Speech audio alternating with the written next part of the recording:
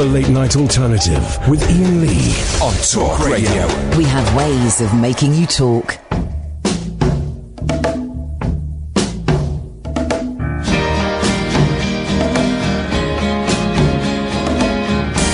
The way I act don't seem like me. I'm not on top like I used to be.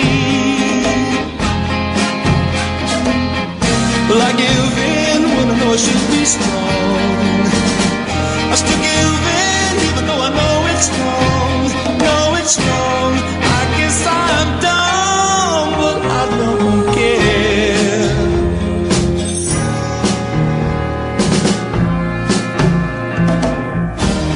And breaking off wasn't hard to do, but I couldn't stay away from you. I feel love, but not the way I did before. Yes, I'm done. And this time, girl's gotta be forevermore, evermore. I guess I'm done, but I don't care.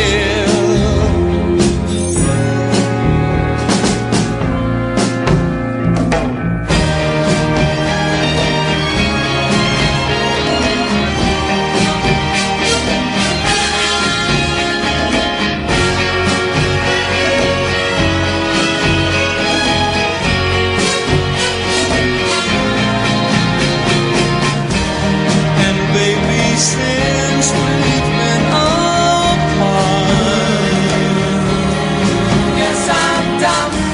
Make me, I found I had no heart. I couldn't let go even if I wanted to. And you must know, baby, now it's only you, only you. I guess I'm dumb, but I don't care.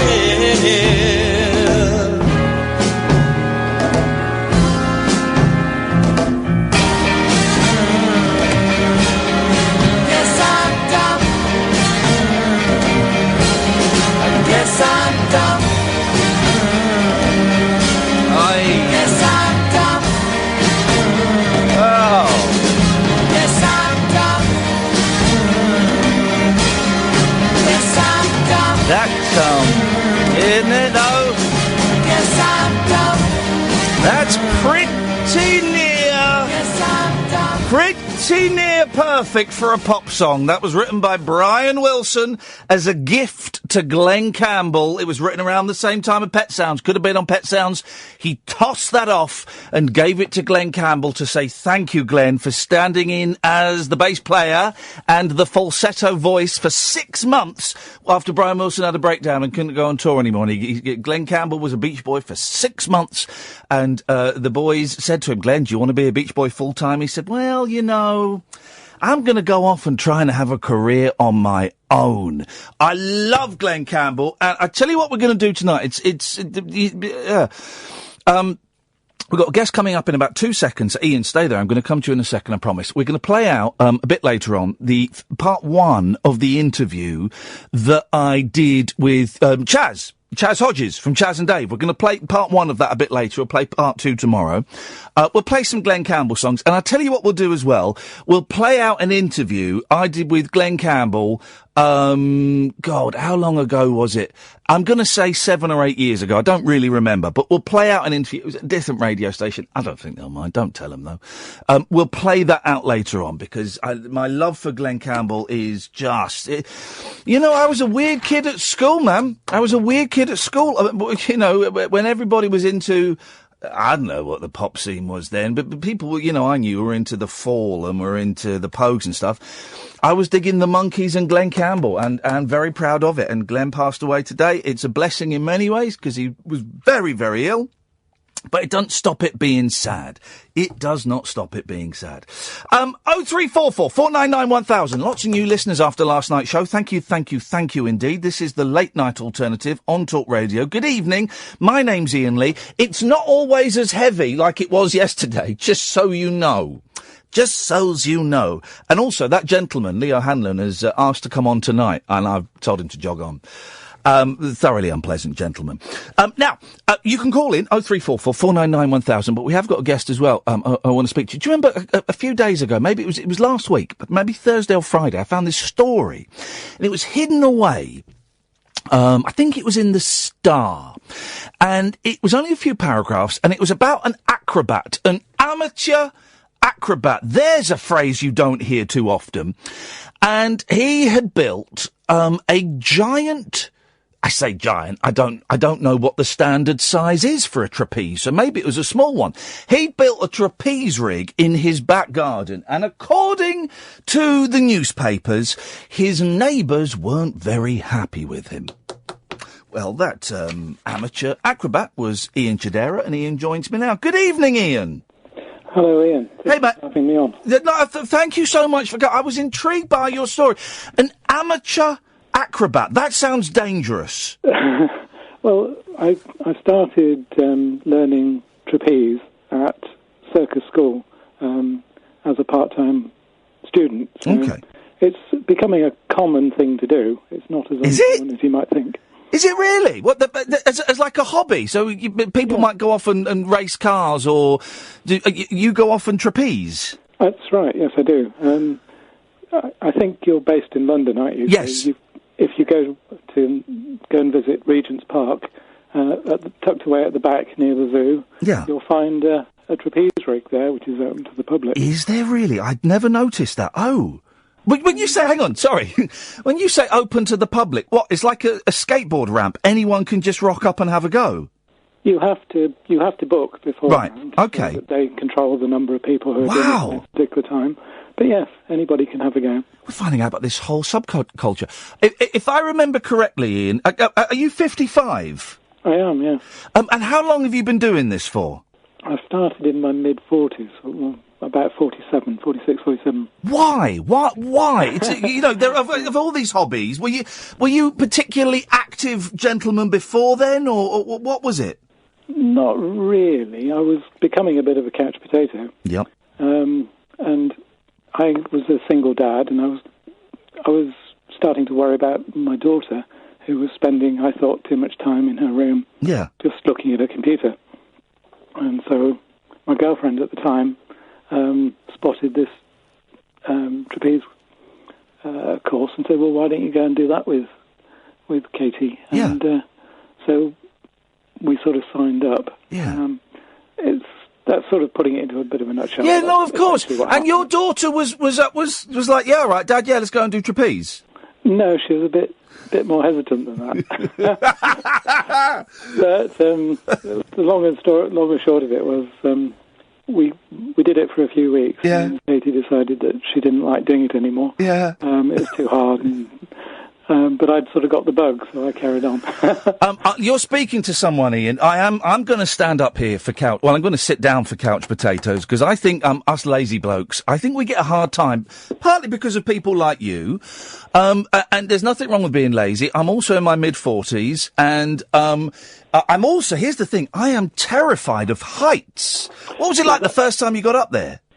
Well, I'm not terrified of heights, yeah. So I didn't really have a problem. But we certainly do get people coming along to try trapeze who are terrified of heights. Yeah. Some people will get up onto the platform and burst into tears. Yeah. Some people will just not even sort of make it up the ladder. Yeah. Yeah, I get that. Yeah, we get, I don't know how many. I think a lot of people who are afraid of heights just don't sign up. Yes, I would not even consider coming along to watch the session.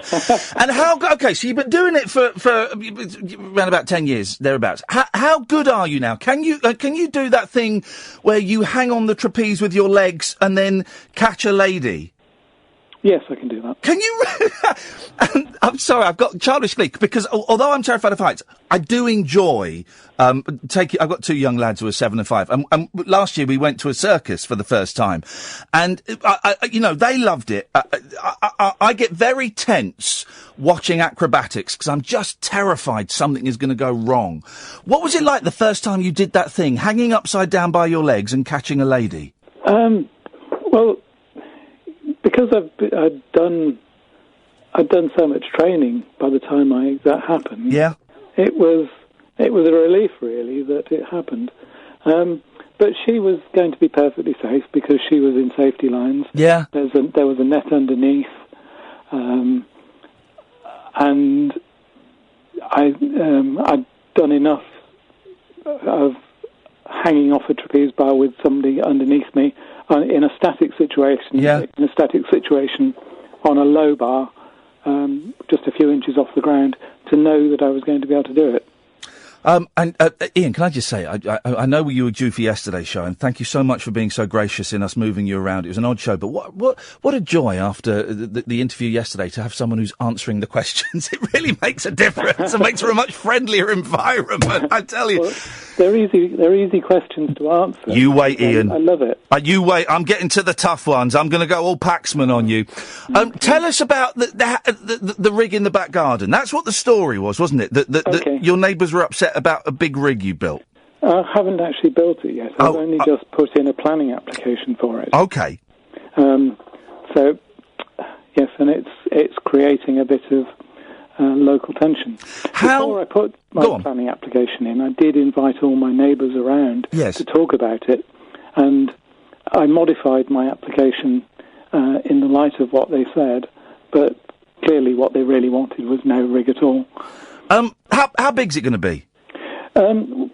It's about 10 metres high, so right. Just 33 feet or something like that. Just 33 feet, yes. That's all. It's about 20 metres long and about 5 or 6 metres wide. How big is your garden? Does that take up the whole garden? No, my garden is quite large. It's over half an acre. Oh, flipping it! What are they complaining about then? I imagined it as like a terraced street, and you'd have a standard size. Oh, for goodness sakes! No, thank you. Thank you for saying that. Well, no, at times you tend to take criticism personally. Of course you do. Of course you do. I was expecting it, but yeah, it still feels personal. Yeah, it must have. No, Ian, I'd imagined it just as an inverted commas, a normal street with normal sized garden, and it was going to take up the whole thing. But if you've got a bit of land, then for goodness sakes, then do something wonderful and eccentric and slightly different, and and creative like that. So the neighbours have kicked off. It's always now we've got lovely neighbours, but I've lived in places where I've not got on with the neighbours. Does it make going to the shops a bit tense? Well, I think actually, I get on quite well with most of my neighbours. The place I live is a little bit unusual because it's a large house and garden, surrounded by a lot of normal-sized houses and gardens. So I actually have 13 or 14 next-door neighbours. Right. So that's a lot of people who can potentially complain. Yeah. So, yes, the neighbours I see and talk to regularly, I get on quite well with. But there are a lot of them, and... yeah. So what happens now, Ian? What can they stop it? Where are you in the plan? It's currently in the consultation phase. Yeah. So it's a live application, and I think until the 16th of August, people can view the application online and make comments, support the application, or oppose it. I don't know. Oh, listen, I genuinely, Ian, I wish you the best of luck, and please keep in touch with us and let us know how it goes. I don't know why this is my own prejudice. I don't know why I find myself so surprised that you're such a softly spoken gentleman. I don't know what I had in my mind. I expected a kind of, hey man, okay, so I'm gonna, I expected... I don't know. I'm just surprised, Ian. That's my prejudice on acrobats. I always expect them to be a bit loud and noisy, I imagine. I think we come in all shapes and sizes. Oh, Ian, I like you a lot. Listen, I wish you the very best of luck, mate. Keep in touch. Okay. And let us know how it goes, and we'll keep our fingers crossed. Okay, thank you. Cheers, mate. Thank you very much. There we go. That was lovely, wasn't it? What a nice man. And thank you again, Ian, because we bumped him around a bit yesterday because he was due on yesterday's show. And, I like that. Let him build a flipping trapeze in the back garden. Kath, keep on top of that because I want to find out how that goes because, there's a trapeze in a corner of Regent's Park you can book as though you were booking a tennis court. What the heck? As my boys would say, what the heck? 0344 499 1000 is the telephone number. This is the Late Night Alternative with me, Ian Lee, on Talk Radio. The Late Night Alternative with Ian Lee.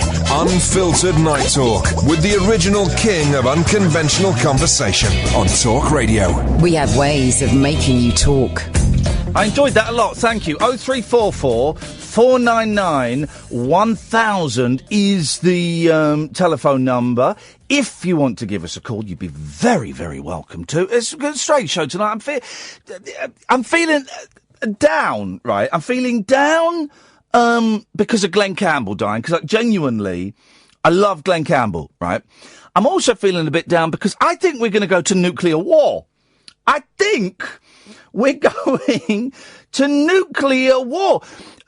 What's the name of that idiot that runs America? Trump has said that if North Korea carries on doing what they're doing, then it's going to be met with something like fire and fury like the world has never seen. Yeah, I don't feel particularly safe this evening. So it's a weird old night tonight, guys. It's a weird old night tonight. But, we're going to be playing Glen Campbell all night. It's going to, 0344 499 1000 is the telephone number if you want to give us a call. Let's go to Alan. Good evening, Alan. Good evening, Ian. Good evening, Alan. It's a sad night for the music world. It's a sad night for the music world and a sad night for the world, as not only Glen Campbell has died, we're also all going to die shortly after. Well, I read the fallout from last night's show online. There'll be fallout from Donald Trump soon. There won't be any online. Yes, last night's show was, thanks to all our new listeners, by the way, we made the national press, the local press... online? And online. The online presses were pumping hard, as they often are. And I didn't get the £90 that the gentleman was going to give me. Neither did Liam. Mr. O'Hanlon didn't live up to that. He's been having a go at me all day on Twitter. Sorry, all evening on Twitter. So I have stepped away from that story, but everybody that went, I'm going to be watching it, okay? And we're going to find out what's happening with those refunds. So don't think I'm totally abandoning it, but we will be keeping an eye on it. Yeah, because it was a compelling radio last night. It made me forget to call in. Oh, we must do that more often then, Big Al. Well, we've got our own problems in Birmingham with the bins. Oh, yeah, now, how long is it since your bins have been emptied? 6 weeks. Oh, you dirty brummies!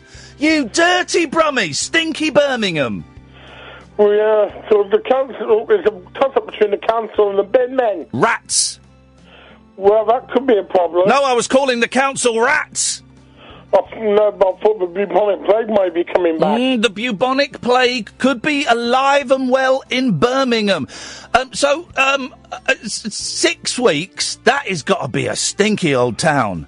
I know. A dirty old town. Well, wasn't that a Glen Campbell song? No. Who sang Dirty Old Town? Dirty old town. Gonna get you around. Can't remember. I'm sure. Nope. Dirty old town. Nope. Dirty old town. Nope. No, wasn't it Roger Whittaker? No, that was Durham Town. Oh, you reminded me of tonight's phone-in. I want to compile a list, right, of the top 10. This is a great one, Kath. Come and join me, Kath. Come and join me. Hi, Kath. Okay. This is a great one. Let me wait for her to come in, because I want to see her face when I deliver this one. I want to see her face when I deliver this. Well, I'm watching on Periscope. Okay. Right, here we go. The top 10, it's going to be a top 10 of... Galveston, whoa, Galveston. It's not this. I can see her poor eyes crying. while I wipe the tears she's crying. I clean my gun and dream of Galveston. I should have done a song that I know the words to. So, tonight we're going to compile the top 10 list of the English Fonzies. Let me give you an example. Oh, I've got one. Damon Grant from Brookside. Okay. There we go.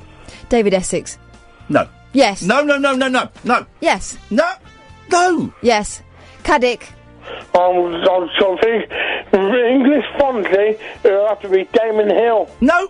What? And I am the arbiter on this. I'll give Oh, well, we can't win then. No, you can. There's no... You just got to get them right. So, we've got Damon Grant, right, from Brookside, yeah? Yeah. You get it. Okay, this is the easy one. This is the entree. I went into obscure. Tucker Jenkins. Okay, yeah, fine. Todd Carty. No, not Todd Carty. What was the actor's name? Yeah, but Todd Carty is not the English Fonz. Well, I would have said Mark Fowler. No. Early Mark Fowler. Early Mark Fowler, the first lad. Yeah, all right, early Mark... There we go, we got it. Early Mark Fowler. Oh. Go on. It's a good one, isn't it? It's a good one. 0344 499 1000, the English Fonz. There was one in Grange Hill with heavy eyebrows. Gripper Stepson. No. Tucker Jenkins. No. Mate, there was no one else in Grange Hill who was an English Fonz. There was. No, there wasn't. There totally was. God almighty. What was he called?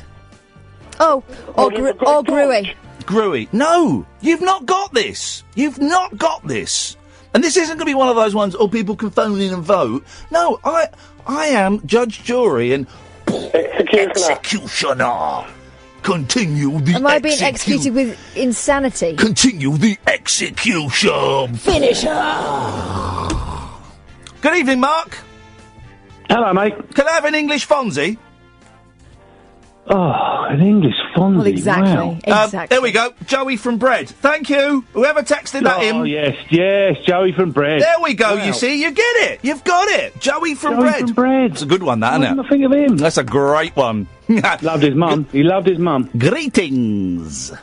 Right, Ian, I listened to that fella about a concert. Oh, yeah. It was amazing. Absolutely amazing. But I will say, fair play to him for coming on. Oh, no, totally. Although he deflected all the blame. Yep. Fair play to you. Don't get enough of that these days. No, Someone you coming don't. on and- You don't, Lee. you know, Mark. Sorry, I called you Lee. It says his name. No, you don't. Fair play. He came on and he stayed on. And you got to respect that. See, I went to Let's Rock London in Clapham Common, and as an 80s, Sister Sledge, Human League, and I just wonder if that had been cancelled, what would have happened there? Do you know what I mean? I just found it astounding that it was cancelled. And what about Charlotte Church? Would she have been happy still getting the money and being binned off? Or would she... Who knows what happened? Here's the thing. The story continues, right? Because there's a big story today about it from the Liverpool Echo. Our friends at the Liverpool Echo is that no one's cleaned up the mess. No one's cleaned up the mess. So that area is a state. And they've clarified where the toilets were. The toilets... They were next to the Hillsborough Memorial. So, you know... God, no! Oh, yeah. Man alive. It gets worse, doesn't it? Oh, it does. Wow. That's unreal. It really is. It really is. So that's the thing. So this story is going to go on. I've sent it to the people at Watchdog. I don't know if they'll be interested in it or not. I think it would suit them down to a T, so it might get on the telly as well.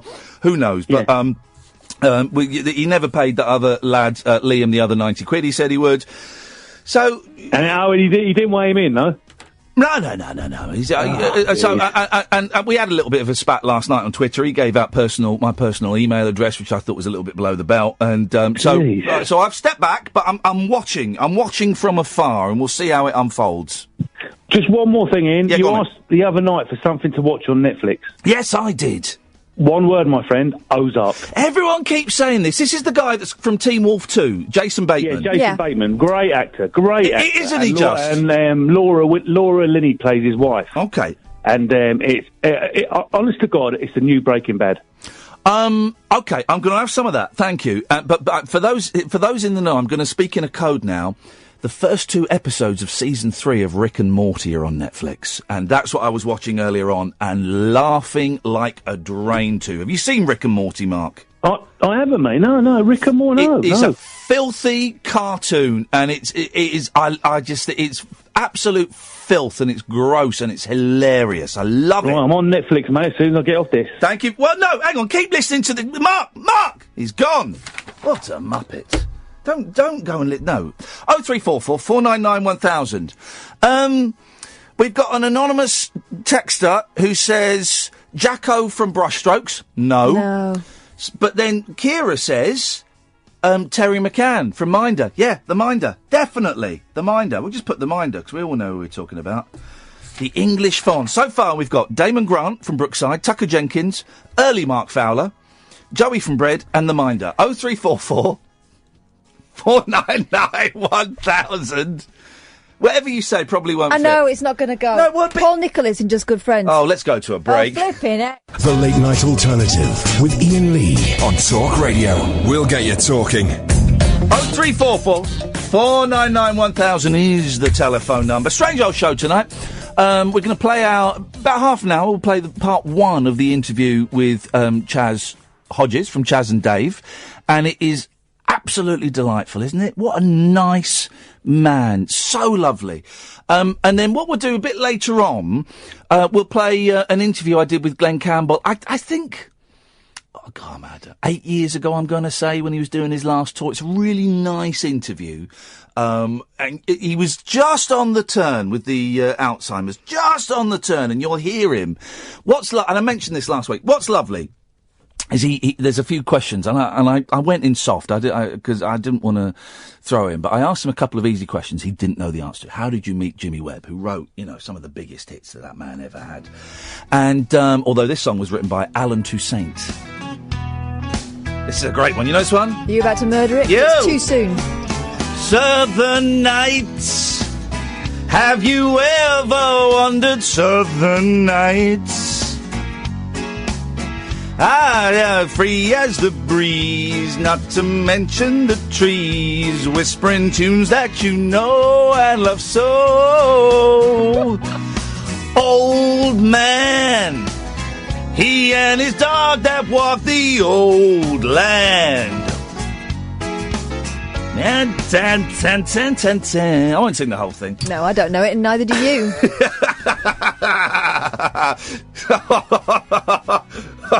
Someone sent in a brilliant English Fonzie.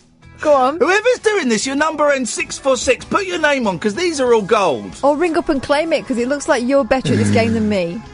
And I'm going to accept this one. Go on. Let me get a picture of this guy first. Don't look, right? Because you may not remember him because you're a little bit younger than me. This is a good one, right? Then I get this totally. Oh, yeah, totally. This guy's totally. Jack from On the Buses. Shut up. Yeah, totally an English Fonz. No, he's not. Did you ever watch On the Buses? No. He looks bloody awful. He was getting, excuse my language, he was always getting the birds. He was always getting the birds, yes. Jack from On the Buses. This is great. Gosh. This is that the 70s? This is great. Dark times. What about Lovejoy? No. Just like someone said, how about the person in Boom? Does she mean the Neil Morrissey one? Don't know the names. Mum didn't send it to me. The Neil Morrissey character in Boone? No. Why? No. Why? What? Look, get this right. We went and saw it. I don't want to be rude about it, but it wasn't a particularly good film. The Morrissey film. England is Mine. We went and saw it. It wasn't that great, if I'm honest. And I was in a bad mood because there were people filming there. Simon Amstel was directing something there in our cinema. So it meant that we were 3 minutes late. Our cinema. Well, I bought tickets for it. So we were 3 minutes late to go into the screen. Anyway, so I was in a bad mood and I was effing and jeffing away. So we saw that film and it wasn't very good. I thought it was an absolute stinker. Morrissey. The Morrissey and it talked very much like that. He was very displeased. No one had Manchester accents. No. And on the way... Some of them forgot halfway through. They did. On the way back, I wanted to know what the time was. So traditional method, I've got a wristwatch. I looked at it, put my hands in my pocket, put it out of my pocket, looked at it, twisted my arm back, put my hand back in. And Kath wanted to know the time as well. So, do you know what she did? Get how rude this is. She went, what? I said, I beg your pardon. What? I said, what do you mean? She says, what is the time? I said, you don't just say what. You say, excuse me, what time have you got? What? It's like the other day, he was laughing at me for some reason. I was eating. Yeah. So I finished my mouthful and went, why? Why? But it was like, just why? What? Well? Who? Where? Awful behaviour. Concise, that's what it is. Okay, concise. Okay, mate. Some would say it was ill-mannered. I mean, you tell me off for talking too much, and then you tell me off being monosyllabic. I can't win. Good evening, Keith. Evening, boss. Hip, hip, hip. Hip, hip, hip, Keith. What?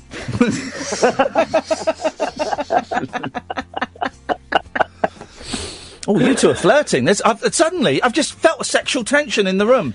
Well, throw it back. No. What have you got for us, Keith? I'm totally with Kath on the Lovejoy thing. English Fonz, all over. Well, unfortunately, mate, you ain't in charge of this. He's not the English Fonz. He's someone's dad with a mullet. all right, okay. You're the boss. What about Sid James?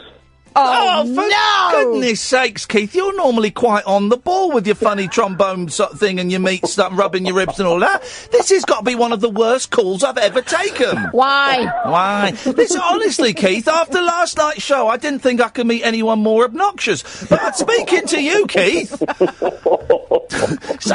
I have to object.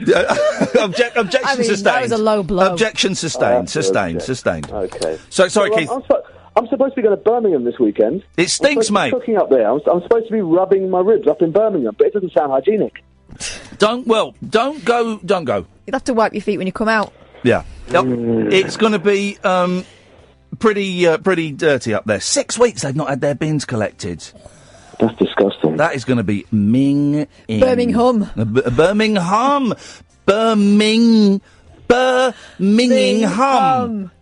Now, if we can just get something out of Burr, is that pushing it too much? No, I don't think it is. Let's go for it. Birmingham. Birmingham. Mingham. Birmingham. Have we got it? Have we got a joke? I think that'll do, yeah. Are they still doing the Now Show on Radio 4? Can we send that in? That's 15 quid if they use that. That's a bit sophisticated for them. 15 quid if they use that. Birmingham. I like that. That's the title of the podcast. There tomorrow. we go, you see. Keith, when are we getting... I saw online some chicken company's going to send us some chicken. When's that happening? Do you know what? I don't think they've hatched. I'm hoping it's happening tonight. I mean... It's a friend of mine. He's opened an amazing chicken shop just on Baker Street. Best fried chicken in London. Ex-DJ and wonderful chef Carl Clark. I've never had fried chicken. I've never had a... No, he's never been for a KFC. I keep saying I'm going to take him one day. I've never had highlights. I've never had fried chicken. Don't go to KFC. Well, no, unless they're advertising with us. I think they're a good entry-level chicken. What's the matter? Be snobbish about it. Well, Keith, we keep our fingers crossed that you've managed to blag us some free food. Well, I hope so, because it's very nice. I might just taste them up. That's a great line for the camp. Yeah, you should try my mate's chicken. Very nice. It's such a British... In America, it's the greatest chicken in the world. It's the best. It's finger-licking good. This chicken will make... Yeah, it's very nice. It's okay. No, but it is next-level chicken. I've got to say that. It's the crispiest, juiciest. Oh. Most well-bred chicken as well, actually. Thank you very much indeed. We like posh chickens, if that's what he was saying. Good evening, Dan. Good evening. Good evening, Dan. Aunt Jones is who Kath was thinking of. Now, how presumptuous, first of all, but let me just check. I believe I may be correct. No, but I did fancy him. No, that's not the one I was thinking of. The one I was thinking was, I think is like Welshy in some way. Right, here we go. But not him. Mike from the Young Ones, yes. I was literally just about to say that. He's Mike the cool person, isn't he? Right, mate. Well, of course you were, Dan. All right, mate. Let's say Dan was about to say that, because he said he was about to say that, so that means he was probably about to say that. All right, Dan. I knew his surname. You didn't. But yes, I do. It's from the Young Ones. This person's an idiot. Tim Vincent, Neil Morrissey, no. But yes, Kevin Webster.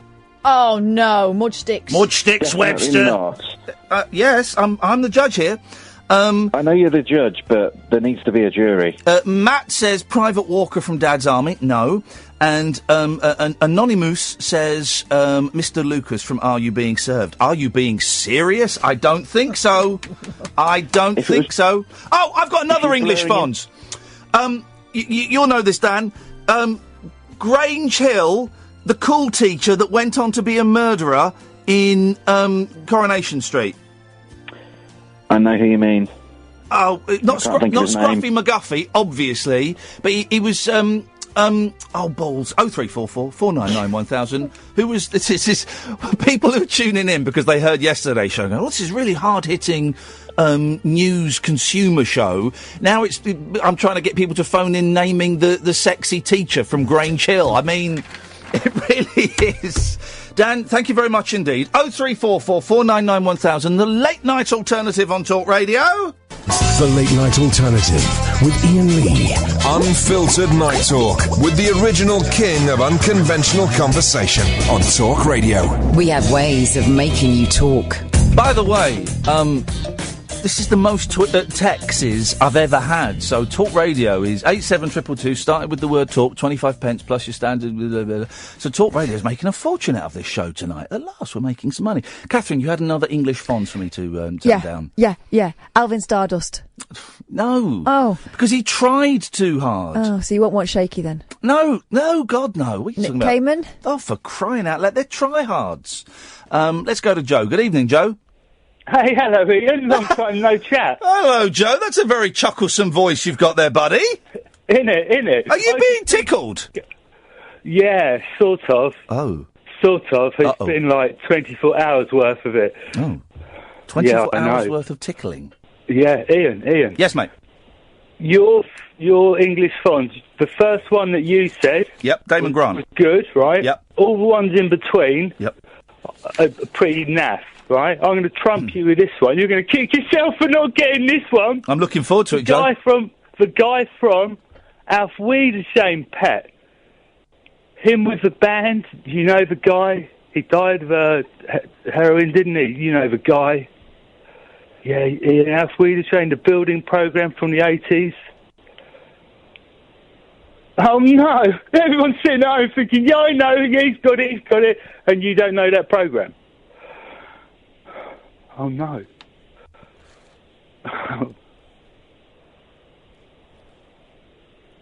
Hello?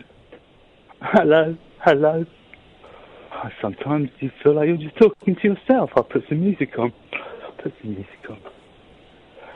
Oh, la la, where are we? Oh,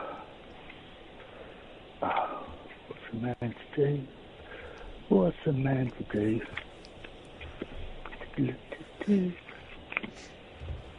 Oh, it's all going so well. Well, I think it was Pat Marsh. Huh? Yeah? Pat Marsh? I don't know. Can you Google it? I'm on a really old phone. I can't even Google it. He was a wrestler, this Pat Marsh, in a Vita say Pat. He was a wrestler. No, the young skinny guy. Oh. Do you know the guy I mean? The real geezer guy. He's about 6'3", I think. No, the really skinny guy. He had a band. Oh, that's right, yeah. I can't breathe.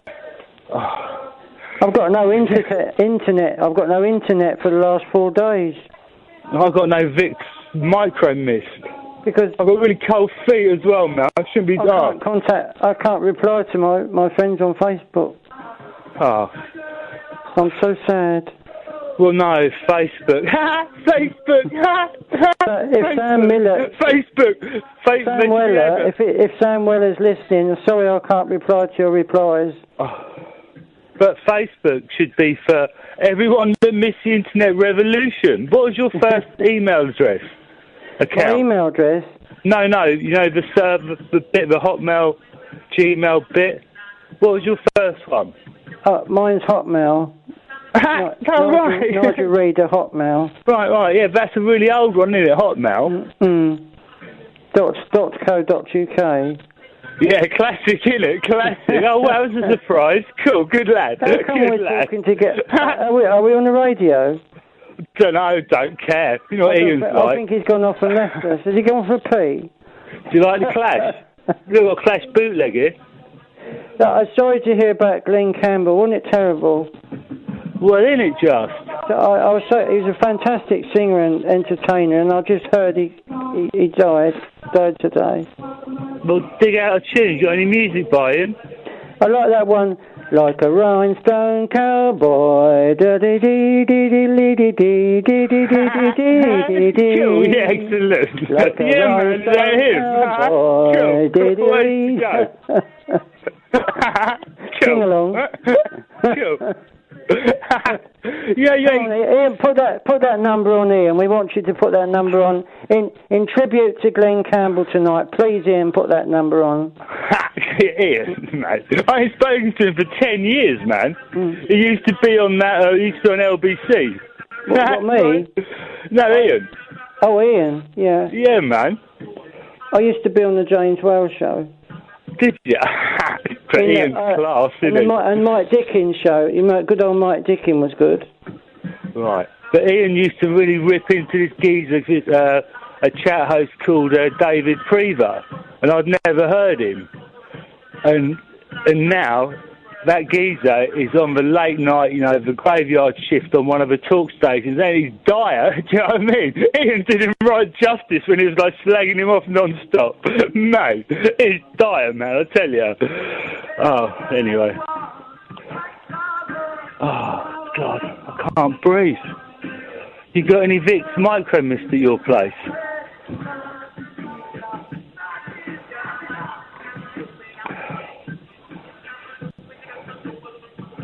Oh, some water, mate. Who's that? Hello?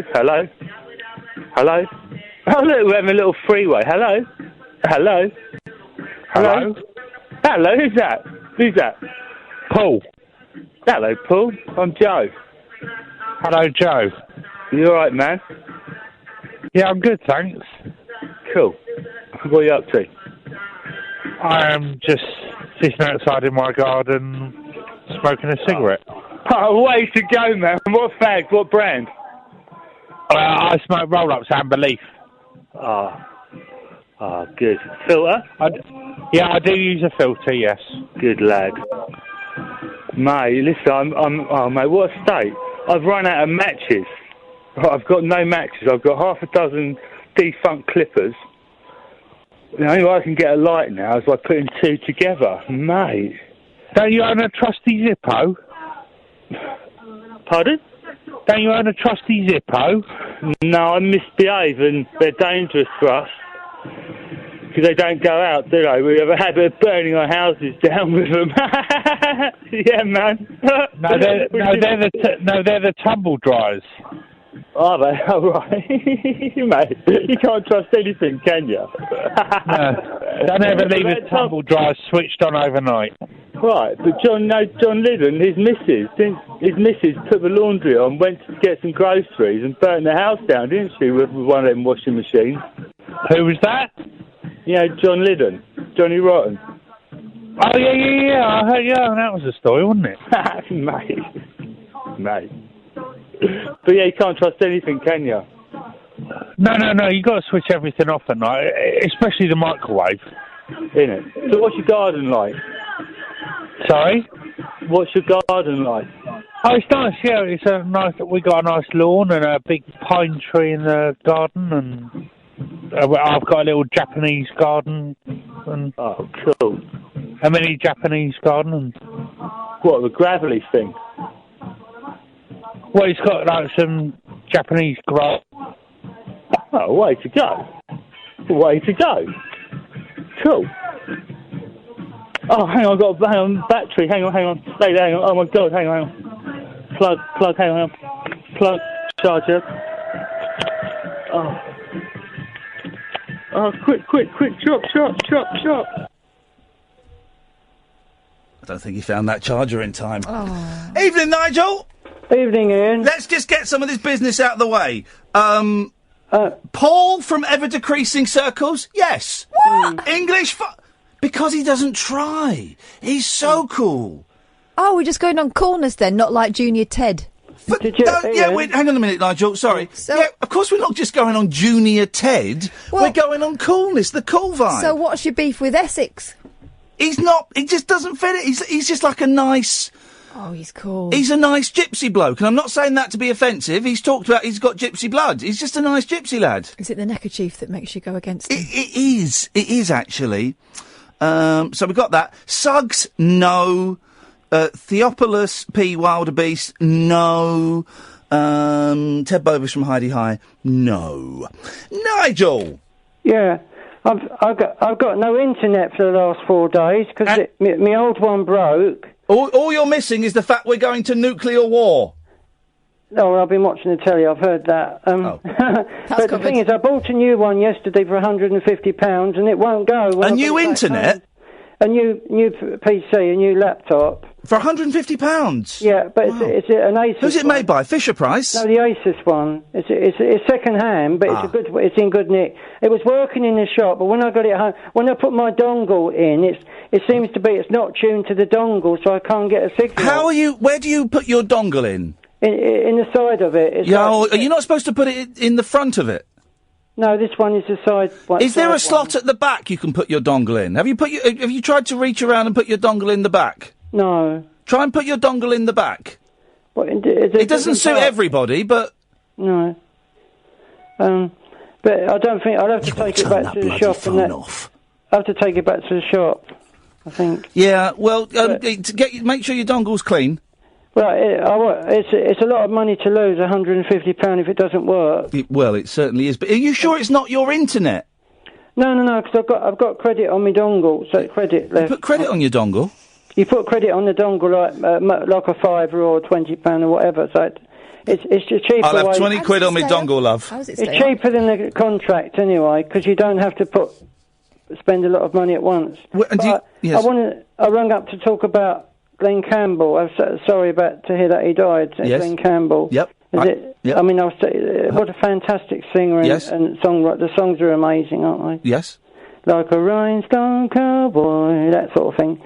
And that sort of thing. I saw him on the news, and I never realised how good he was until I heard it again. You know, because I used to listen to him years ago. Because he died at 81, which is still quite young these days, really. No, it's not. It's quite old. Yeah, but people live to their 100, don't they? Yeah, but Chinese people. Mm. But anyway, so my fans on my Facebook can't get a reply until I get my internet. Keep them wanting more, Nigel. That's the way to do it. Less is more. I'm misusing it because I'm usually on it about 4 hours a day. Wow. That's why the other one blew up. Because you were misusing it. But you didn't. Did your dongle get damaged when you blew up? No, they do get hot. Every part gets hot on it, though. You could get hot dongle, yeah. Mm. But your dongle's not damaged or anything. You've given it. Can you get? I don't know if maybe you could get your mum to blow down the end of your dongle. Could she do that? No. Because sometimes you get like stuff stuck in the end of your dongle. This is. It's not what you think it is. It's just one piece of plastic. All it molds. Oh, I'm sorry. I thought you meant your cock. No, I know you're trying to make I'm sorry, Nigel, I misunderstood. 0344 499 1000 is the telephone number. If you want to give us a call, you'd be more than welcome to. English Fonz. You've not got this yet, have you, Catherine? Damon Grant, Tucker Jenkins, early Mark Fowler, Joey from Bread, The Minder, Jack from Off the Buses, Jack from Off on the Buses, Jack off. Oh, what about that one from Up the Ladder? Asquith? Yeah. No. Mike from The Young Ones. Kevin Webster. That's the... Kevin Webster. And Paul from Ever Decreasing Barry. Circles. Huh? Barry. For who? Corkhill. No. Why? Shh.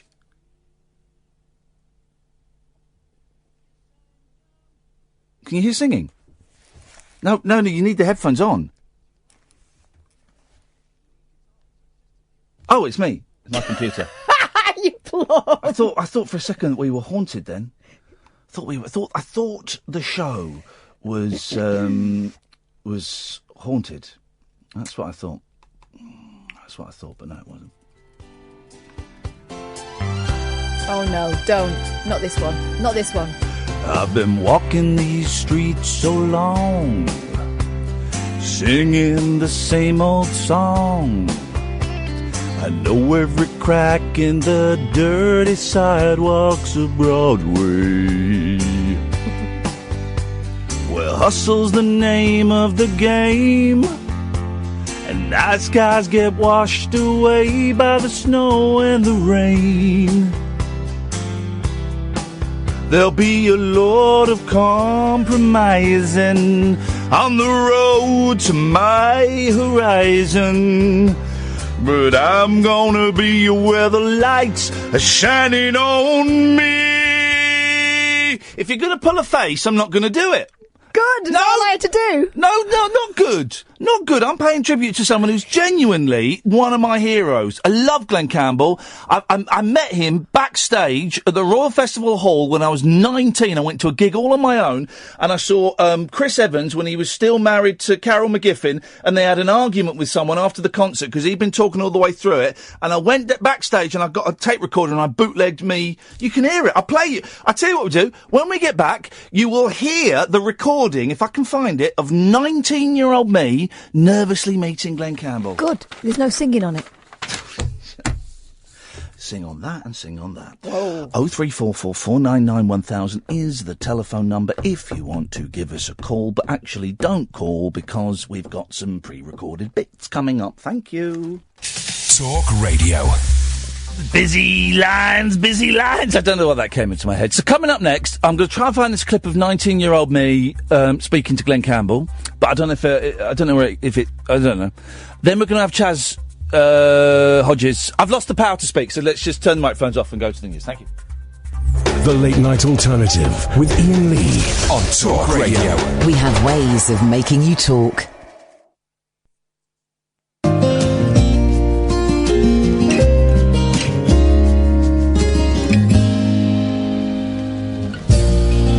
Ran away from home when I was 17 to be with you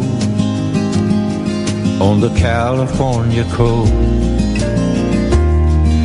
drinking margaritas all night in the old cantina out on the California coast. Don't think that I'm ungrateful, and don't look so morose. Adios.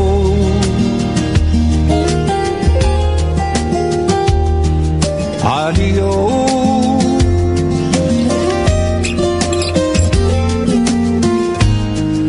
We never really made it, baby, but we came pretty close. Adios, adios.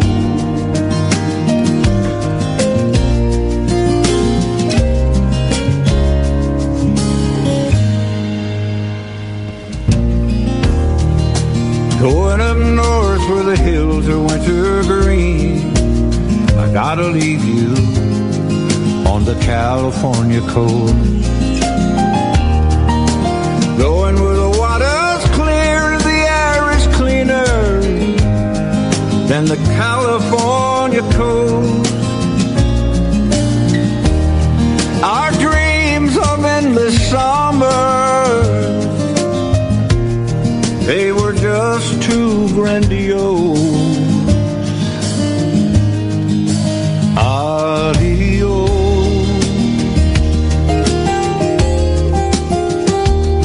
Adios.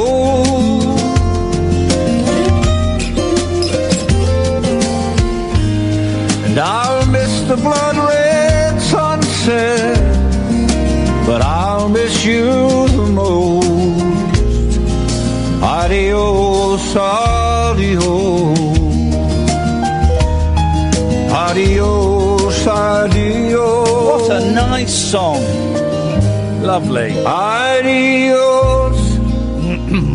Adios. He's about 77 when he recorded that. 78. Love a bit of Glen Campbell. Love a bit of Glen Campbell. Miss you, man. We're going to play an interview I did with Glen Campbell a few years ago, and don't tell the other radio station. I'm sure they wouldn't have any problems. But, have you got the Chaz interview ready? Right, okay. So, Chaz and Dave.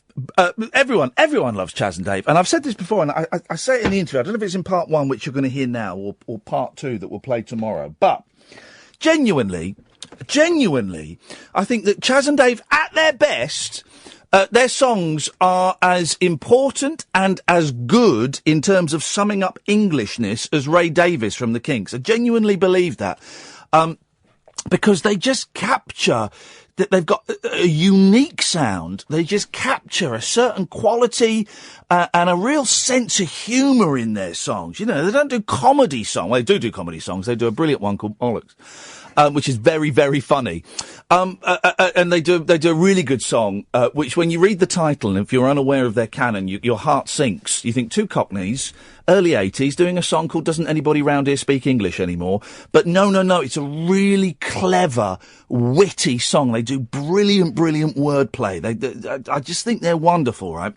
And by a stroke of luck, Chaz is one of my mate's father-in-law, but Paul Garner, who used to write on the 11 o'clock show and did a brilliant series that some of you will have seen called The Pilot Show. He's a very, very funny man. And I'll never forget, years and years ago, I went round to Paul's house, and he said, do you want, and this is, I think before I knew who his father-in-law was, he said, do you want to come in and meet my father-in-law? I was like, well, not really. I don't really like meeting people, so meeting your father. He said, no, come on, you'll like this one. I walked in, there's Chaz sat in there, big man, tall man, he was a broad man then as well, sat in there filling up the room, you know. And I was trying to remember how old everyone was. My eldest must have been 18 months tops. Chaz's grandson, Paul's son, is a very charming young man called Harry. And it was something like his 4th or 5th birthday party. And we went along, we were invited, and I took my eldest son. And it was, you know, normal kids' birthday party in that there was ice cream and there was cakes and there was the tables and there were toys to play on and there was an entertainer. So the entertainer was Chaz. It was in an old village hall and there was a piano and Chaz was playing and it was brilliant, absolutely brilliant. I went round there the other day to do this interview. Harry's massive now. I think is he 9 or he's watching. I got told off by Paul for using foul language earlier on. Although some of the words that came out of your boy's mouth, but he's gone. I think he's 9, and he's gone from being a kid to being a young man. Skinny jeans, slick back hair. It's incredible, the transformation. Really nice family. And Chaz has been a bit poorly, obviously. He had cancer and stuff. And so, I was going to speak to him before. And I thought, well, let's wait until he gets a bit better. And I'd sent a message to, Paul, I think a couple of weeks ago, because I've been reading a really good book about skiffle, by Billy Bragg. Really good book, going into more detail than you could ever want about skiffle. And of course, a lot of it is about Lonnie Donegan. And you'll know, regular listeners, that, we often play, you know, to lighten the mood a bit, we often play Lonnie Donegan and Chaz and Dave singing the Beatles song You Won't See Me, because it's brilliant. I mean, absolutely brilliant. One of the best Beatles covers. Anyway, so he was in my mind. I texted Paul, said, Paul, can we get that interview with Chaz and Dave? And he said, well, Dave doesn't really like to talk. He's a bit, you know, he's never really enjoyed that stuff. Would you be all right with Chaz? I went, yes, sir, I will. The day before, I received an email saying, bring your ukulele in case a knees up ensues. At the very start of this, you'll hear Chaz tuning up my ukulele. Even him tuning it up, that little bit of wood and plastic has never sounded better than when that man was tuning it up. We played a song together. He played a couple of songs for me. You'll probably hear those tomorrow in part 2. But what I want you to take away from this is, a really charming man, a very witty, a very warm man, very generous with his time. I sat with him for an hour, you know, and I could have spent all day in his company. But also, so much more than that bloke with the shaggy hair and the braces and the piano. So much more. The people he's worked with, it will blow your mind. So, I really think you're going to enjoy this. I'll start it in a minute. Sorry, me banging on. But another thing, talking to Harry, I said, do you know that your granddad's famous? Do you know obviously you know he's famous because people come and talk to him, but do you know And of course he doesn't. It's just Grandad to him. It's just Grandad Chaz, which is wonderful. So sit back. This goes on for about half an hour or so. This is part 1. We'll play part 2 tomorrow. It was an absolute thrill and an honour to spend an hour in the company of one of the nicest men. This is me chatting to Chaz Hodges. So I am in sunny Stevenage, just getting my stuff out of the car, here to interview Chaz Hodges from Chaz and Dave. I'm mates with his son-in-law, Paul Garner, who used to write on the 11 o'clock show. I've brought my ukulele in case, quotes, a right old knees up ensues. I'm quite nervous about this. I've met Chaz before, a couple of times, very briefly, but he's an actual legend.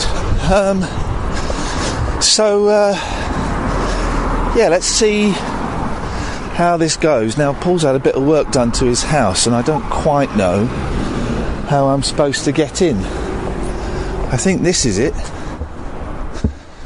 There we go.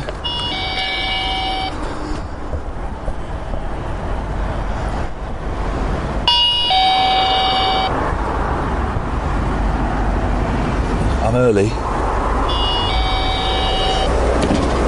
Mr. Garner! You're like a musical Roger Cook. How you doing, man? You alright? Yeah, good. Do you want... Well, Chaz can sit on the piano stool. Chaz can sit wherever he's comfortable, and I can move and...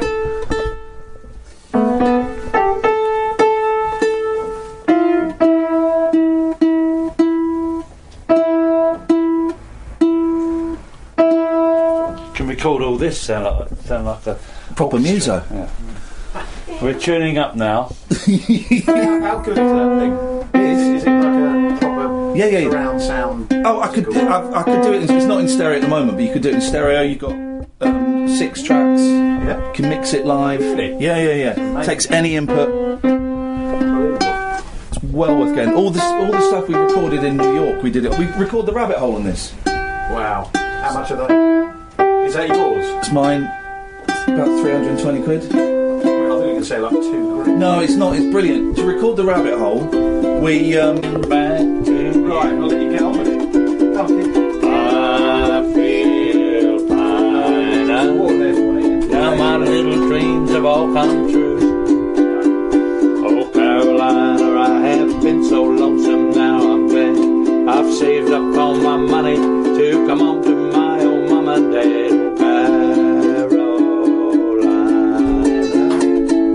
I'm coming back to you. Wait. Oh, mate, my ukulele's never sounded so good. It's a good one. It's a bit bigger than the normal one. It's a nice one, yeah. I've got it. There was a shop in East London, I think it might have closed now, the Duke of Uke. And they just used to sell, they were like ukulele experts. And you'd go in and it's... Don't know it. Don't know that one. How you doing, man? Yeah, doing You're great. looking really well. Well, thank you very much. Can I ask how all that's going? Sure you can. All the treatment's finished. I went through the chemo, which is, if anybody's, sort of worried about chemo or radiotherapy, it's the chemo, you're in there. Well, I did a course of, it was over 9 weeks, but I did 3 lots of chemo every 3 weeks. Yeah. And you're in there for like 6 or 7 hours, which people go, what? You're in there 6 or 7 hours? But you sit there, once you're prepared for it, it's a real relaxing afternoon. I mean, they just put you on a drip, and you just sit there, you got nothing else to do. Did you have the cold cap? Because when my mum was getting her treatment, she had the cold cap. They suggested I could have it if I wanted, but I thought, no, I will lose my hair anyway, and as you can see, it's growing back now anyway. And it's gone back darker. Look, it wasn't as dark as that. Amazing, maybe it's good for grey heads, getting rid of the grey hairs. All this sort of implant treatment. Have they fixed you then? Are you fixed? Well, yeah. He's happy. They've took photographs of the. Well, I'll start at the beginning. It was cancer of the esophagus. Yeah. Well, I'll tell you how I first found out. It was just before Christmas, and I was drinking a glass of water. Quite quick, glugging it down. I was on my way out, and it wouldn't go down. Right. It was strange. Water won't go down. Anyway, I knew there was something wrong, so I waited till after Christmas, only like a couple of weeks. I thought, I'll get Christmas over, and I said to Joan, should go. I said, there's something ain't right there. Anyway, we went. They found out it was cancer of the esophagus. Cutting a long story short, he said, you've called it early. We'll go for a course of chemo and then radiotherapy. As I say, the chemo was great, and funny enough, almost all through my life, whenever I go to the doctor, they take your blood pressure. Yeah. It's always a little bit high, and they go, "Oh, it's a little bit high," and I can't get used to it, right? Every time I went to chemo 3 times, each time, your blood pressure is perfect. Now, my theory is, I know I haven't got anything to do, I've got no phones phone calls to receive, I'm going to sit there for 6 hours, I've got a book to read if I want, I've got my phone and got my earphones so I can get onto YouTube if I want, so it's like a real relaxed afternoon. So, as I say, anybody who's going for it, it's easy, it's great. Radiotherapy, well, it was cancer of the esophagus. He said it's going to be a little bit sore after because they concentrate. The radiotherapy is the finer points. I've got a tiny little tattoo there. Look. Oh, there we go. Look, is that what they aim it at? Yeah, it's a tiny dot right in the middle of my chest and the esophagus. So they line me up. You're in there for like 5 minutes. I was there every day for, and it's only down the hospital. It's only half an hour away, so I was lucky. It was just down the road. Every day, 6 days a week. No, 5 days a week.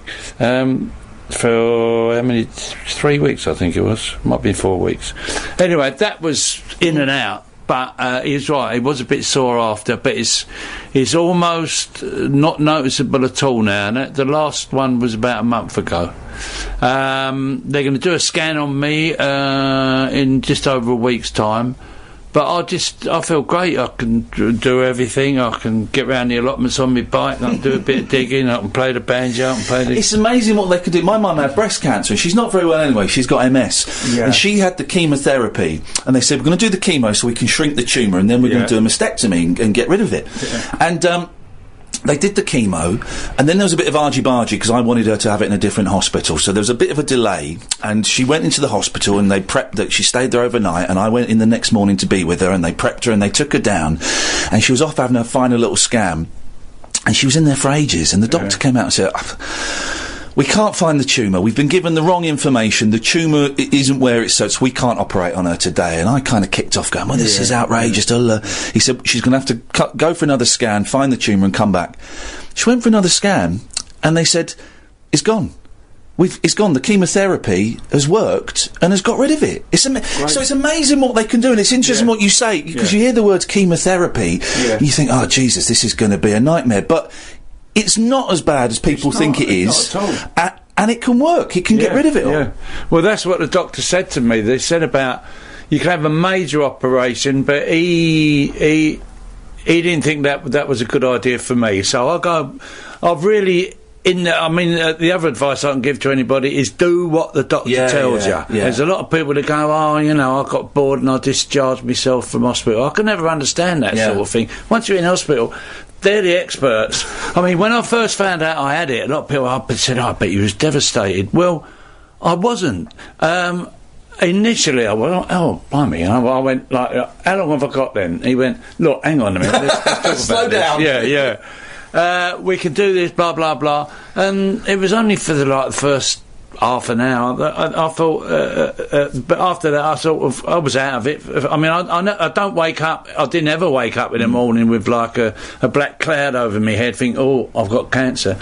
My feelings was, I've caught it early, which I knew I did. I mean, that's another thing, anybody listening, if you get any symptoms of any kind that you ain't sure, get down that doctor's. It ain't the same as our mums and dads' times, or their mums and dads, where it was like it was a death sentence. It was. Do you remember people didn't used to say the word cancer? They go, it's got cancer. I know, you're dead never right. say it out loud. Yeah, I remember. My granddad had cancer, and he survived it, but I didn't know he had until years after. My mum said, "Oh, did you know Grandad had cancer?" I did. I remember going to see him in hospital, but you didn't. I don't know what he had. So you're dead right. Good. Well, I'm glad you're well, and you look brilliant. Yeah, I feel great. Enough talking about that, because I want to talk about music. Yeah. How did you get started? What were you doing as a boy that kind of got you into music? Right, I come from a musical family. Music was really important, and when I look back, not a very well-off family, you know, with North London and well, my dad was from Hackney, so we're not Londoners, but not very well off. And when I look back, I think, like, if you could play an instrument, you could earn money, you know, anywhere. My mum, she learned to play the piano when she was about 4 or 5. I found out all this out after. And my great-grandfather, who I knew very well, and he was a clarinet player, but I never saw him play clarinet. I think he was I think he sold it and he had a penny whistle when I grew up. But great musician, and he apparently used to take my mum out round the pubs when she was 5 years old to play the harmonium. Really? He would set it up outside the pubs on a Sunday afternoon. Fantastic. And he'd play the clarinet, and of course, like a little girl playing the piano, you know, with pretty blonde hair and all that, get loads of dough. And as we'd talked about that, the harmonium, I remember this harmonium when I was a kid, and I loved it. And I remember coming home. I was about. Is that the one where you got to squeeze it as you're playing it? Is that the harmonium? Or No, is it it's a foot pedal, Right. and this one was a real portable one. You could pick it up like a suitcase. Yeah. The sides folded in, and it had bellows when you unfolded it. But I remember it when I was a kid. I remember coming home one afternoon and. I said to me, Nan, where's the harmonium gone? Where have you put it? He said, I'll give it to the rag man. Oh, no. What'd you do that for? He said, it had an hole in it. Oh, no. Now, my theory was, I think she was, as the years went on, she was feeling guilty about sending her little daughter out to busk, and that harmonium was like, every time she looked at it, it was like... It reminded her. It reminded her. And that's my theory, because I couldn't figure out, you know, I thought about that years later. Yeah. But, what was wrong in it? You know, my great-grandfather looked after her well, and they got food on the table. But that was when I first started playing, well... I'll go before that. My mum, she dearly wanted there to be a musician in the family, and I remember thinking she ended up playing piano great. She brought us up playing the piano. She when my mum was. Did you have a piano in the house? Yeah, we always had a piano there. Yeah. But when my dad died when I was 4, so we weren't very well off. So we're one parent family. She married a couple of times, but that didn't work out.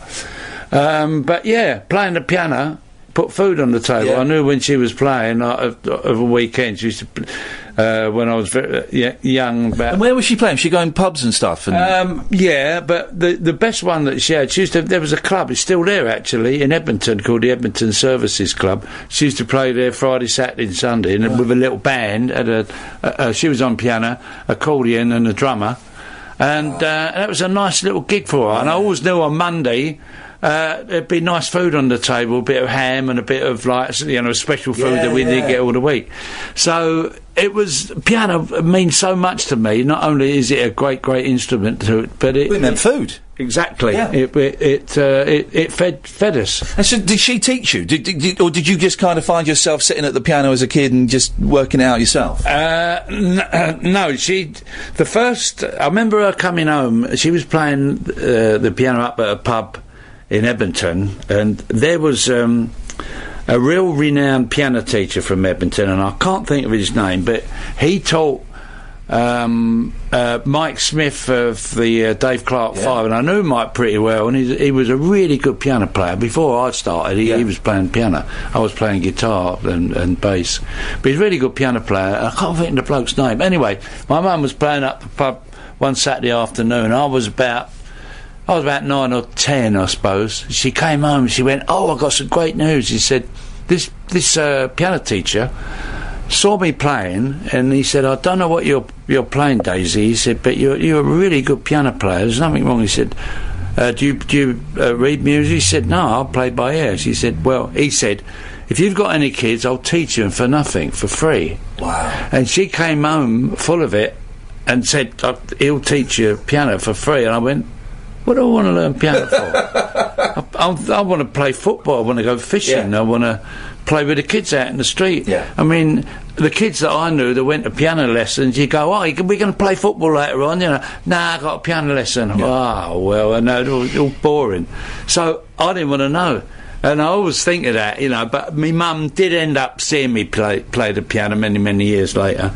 But my first interest in music was, I remember listening to Lonnie Donegan on the radio, and it was Bring a Little Water, Sylvie. I loved the guitar strumming. And I said to my mum, I said, I'd love to play the guitar, and she was so pleased. And she said, would you? She said, I'll get hold of one. Anyway, my Uncle Alf, he lived over in Hackney. He had an old guitar that he'd had since the wartime, or before the war. And I've still got it now, actually. It's in a bit of a state, but I've still got that little guitar. Wow. He done it up, and I went over to Hackney and picked it up, and I started. There was nobody around in those days. I'm reading a brilliant book about skiffle by Billy Bragg, and because skiffle is often, I think, overlooked. This is the argument that Billy makes. It goes from, you know, the crooners to the Beatles, and the skiffle goes up. And before, you know, kind of Lonnie Donegan and Ken Collier, and before that, there was nobody playing the guitar. Yeah. The guitar was always in the background somewhere. To have someone at the front stood up and strumming was a revelation, wasn't it? Yeah. I mean, there weren't. I can't remember seeing. I mean, all our. I like my Uncle Alf. Well, I've got his banjo here. Yeah. They all had banjos and ukuleles up in the loft, but no guitars. I mean, that all come from the Americans. Yeah. You know, you saw pictures of them, but and this is the skiffle was before rock and roll. When Lonnie come out, and I mean, he really all us lot over here. I mean, a lot of most Americans have never heard of skiffle, although it came from them really directly, from the skiffle parties in the early 20s, apparently. But we took it up and we commercialised it. But it was a great thing to get you going. I mean, there were so many skiffle groups. There was a skiffle group like down every street almost in those days. It's almost like the original punk, when kids thought, hang on, that stuff on records, we can do that. Exactly, and I think that's very important. I mentioned that in my book. There is certain times music comes out like that, like punk and skiffle, and my feelings are similar to Bob Dylan. Now, a lot of people are shouting, what are you talking about? But when the answer, my friend, is blowing in the wind. I remember walking through Hyde Park. There was all blokes were strumming it and sounding better than him, singing to their girlfriends. You know, straight at the end, and they're going, "Oh, that's love. That's better than Bob. That is, you know." And that was the same sort of thing to me. It was skiffle. I mean, he got it off of Woody Guthrie, so where Lonnie did. But I mean, people like me, like Albert Lee. Eric Clapton, Mark Knopfler, they all started off in skiffle groups, and then the best of them went on. You know, I mean, most of them, like I did in my skiffle group. When rock and roll come out, I thought I can do that with the guitars, you know. So Saturday night, I just got paid, all strumming away on the guitars, but it sounded all right. Well, and then we was into rock and roll. And when did you? Do you remember your first paid gig when you did a show and someone gave you a few quid afterwards? Yeah, I do very well. It was a hall over the top of a pub in Edmonton called the Britannia, and I think the pub's still there. Right. And in the skiffle group. And I can remember playing at the most fantastic night of my life, doing Bring a Little Water, Silver, you know, and Pick a Bale of Cotton, strumming away. And the crowd was all dancing and like cheering, and at the end of the night, the leader of the band come over and he gave me a £1 note. Oh, what's that for? Wow. He went, oh, that's for tonight's gig. What? And that really went ding in my head. I thought, this is the life for me. Doing the best thing that I could ever dream of doing and getting paid for it. And that's what I'm still doing. When I said I was going to interview you, I've had about 5 people say, you've got to ask him about working with Joe Meek. Yeah. What was that like? Joe, I learnt so much from Joe. It was my very first recording. No, it wasn't. It was the first professional recording session. I was playing bass guitar then. I got bass guitar in 1959, and I joined a band called Billy Gray and the Stormers. Right. And once I got a bass, I mean, it was a brand new instrument. I was the first one in North London to have an electric bass. every band wanted me, you know, can you do a gig with me? I was like earning a fortune. It's weird to think, electric guitars and electric basses, they've not been around forever. They're 50s inventions, and before that it would have been the stand-up bass, of course. That's dead right, yeah, which I do love, the stand-up bass, but bass guitar, if you knew a little bit on guitar, it weren't too much of a step to go on to bass guitar. And I love the sound of it anyway. And when I still was playing guitar, but bass guitar I was playing in the band. And Billy Gray and the Stormers I joined in 1959 on bass. We went to Butlins for 3 months in 1960, which to me was like absolute heaven, just getting £20 a week each, which was a lot of money in 1960, and playing, you know, doing what I wanted to do. Came back from there, the band split up, and I got a knock on the door from somebody I'd met, and he said, want to get the band back together again to back somebody who's got an audition with Joe Meek, and never knew what Joe Meek was. I said, who is he? He said, well, he's an independent producer, he's an engineer, he's had a couple of hits. He said, anyway, he said, have a listen to this tape. And I thought it was Buddy Holly, and I loved Buddy Holly, and it just sounded just like him. It was Mike Berry. Oh, right, yeah. So the band was formed, and we became Mike Berry and the Outlaws. We auditioned at Joe Meek's. He loved the band, and we became his house band for a good 3 years. Really? The Outlaws, yeah. And where was this when he was doing it in his house? Yeah. In Holloway Road. And so everyone was in. Is this true? Everyone was in like a different room while it was going on. Well, it was a room about this size we're sitting in now, about 20 by 15, something like that foot. That's where all the band would be set up. You'd have the drums in one corner, and he would put blankets over it to sort of mask, and blankets in the bass drum. But he used to put at least 2 or 3 mics, if not 4, on the drums, which was unheard of in those days. He would mic up the snare, mic up the tom-toms, mic up the bass drum.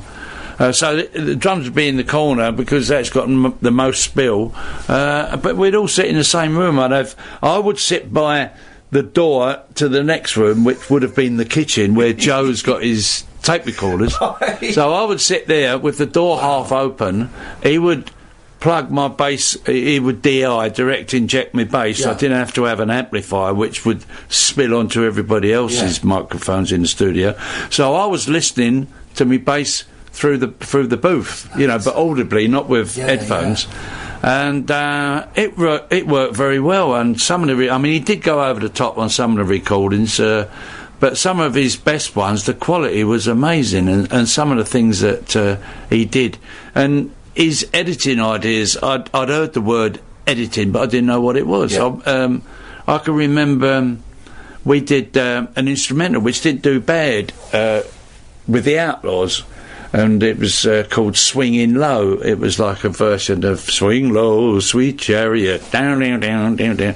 Anyway, we did this recording of it. We did about 7 or 8 takes. And on each take, we all had a little piece. I had a little bass solo, and the drummer had a little drum and solo, guitar player had a little, and so on. But each time, take 1, I did a great bass bit, and the drummer fluffed his or didn't do it so good. On take 2, great one for the drummer, not so good on me. And I remember saying to Joe at the end, I said, isn't it a shame we can't get all the best bits in the same take? He went, don't worry about that. He said, I'll sort it. And I thought, I really didn't know what he was talking about. I thought I won't go into it. Anyway, when we came back the week after to play it, I thought the man was a magician. He'd actually cut out the best bass bit from take 1, cut out the best drum bit from take 3, the best guitar bit from take 4, and put them all into the one. And it seems obvious now with you can punch in, you can multi-tracks, but he was a genius. I think, you know, he was the British Phil Spector. That stuff was unheard of. And the reverb he used to use as well. Exactly. I mean, I didn't realise till years later, like, actual tape hadn't been in. I think it was just after the war. So we're talking about 1960, so it weren't that long after the war, really. 15 years, something like that. I mean, so tape was still quite a new medium for recording. Yeah. And actually cutting bits of tape, I don't know if I first thought of that, but I just thought it was, I couldn't wait to do it myself, so I had a little Grundig tape recorder at home. Did you? So I was quickly cutting it up, and I learnt very quickly. And I love editing now. I love it. I mean, I do it digitally. I was gonna say, have you kind of embraced all of the computer stuff where you can just move stuff around? I don't get on the computer to do it, but I've got a 24-track TAC digital that I bought about 4 or 5 years ago, which are amazing. There, it's about £500. You know, it's got everything on it. I mean, Joe Meek would have just gone. Well, it would be he would overdub to infinity. He really would. You know, you say, ring him up, sorry, I'm just doing overdub 1 million and you know, he would never stop overdubbing. He probably is up there somewhere overdubbing on it. But amazing machines. How did you and Dave meet up? I was in the Outlaws, going on to 1963 now, had 2 or 3 guitar players, and Mike Berry went his own way, and we were doing pretty good as a band on our own. We were getting gigs and, you know, making 2 or 3 gigs a week. And Richie Blackmore joined us. We nicked him off. We nicked him off of Screaming Lord Sutch. Yeah. When we started earning a few bob, 1 or 2, not great amounts of money, but like 200 or 300 quid from Joe Meek, we'd get up there now and again. And he said, "Oh, we got some royalties come through." And anyway, we offered Richie Blackmore the job, and he came down to Joe Meek's. And he said what impressed me, we didn't do it on purpose, but we could have done it. It could have been a good ruse. He said, at the end of it, I rehearsed with you. And we went, yeah, great. And he was like, yeah, that's good.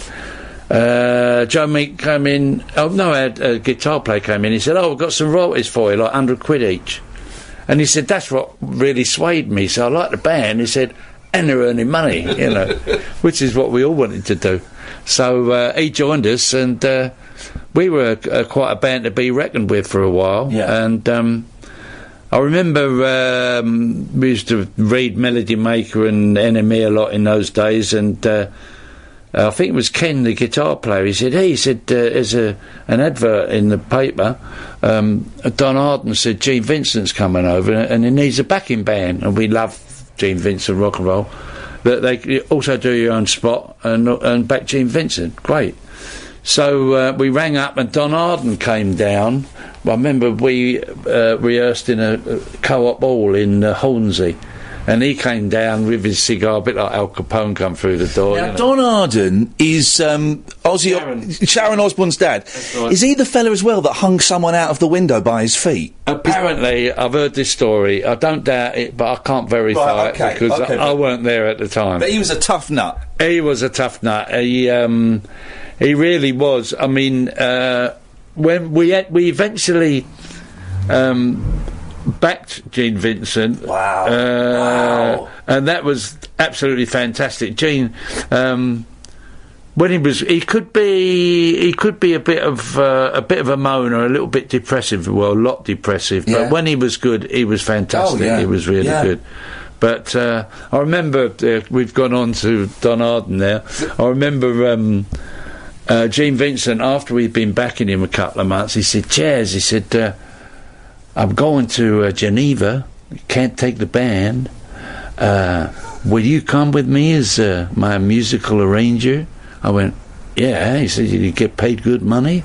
"Yeah, okay." He said, "Can you be at my house?" He lived in a mews in London. Yeah.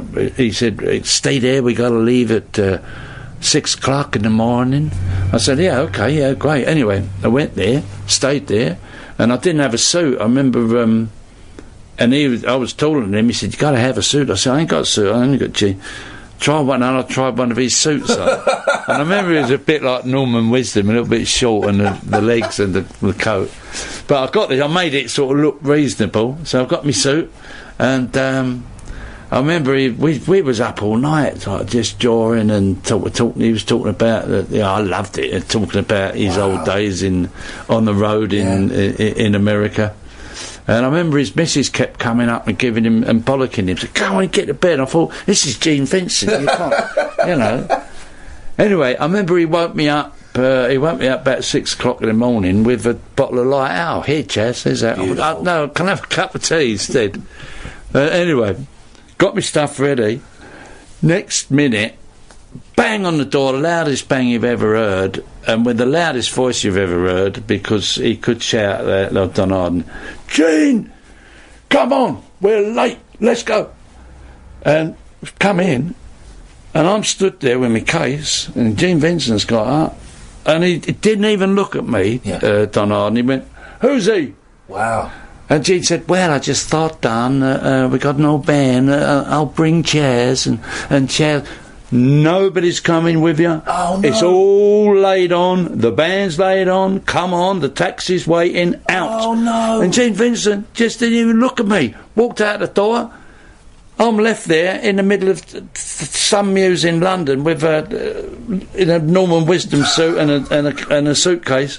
Off they've gone. That was it. That was the end of it. Oh, no.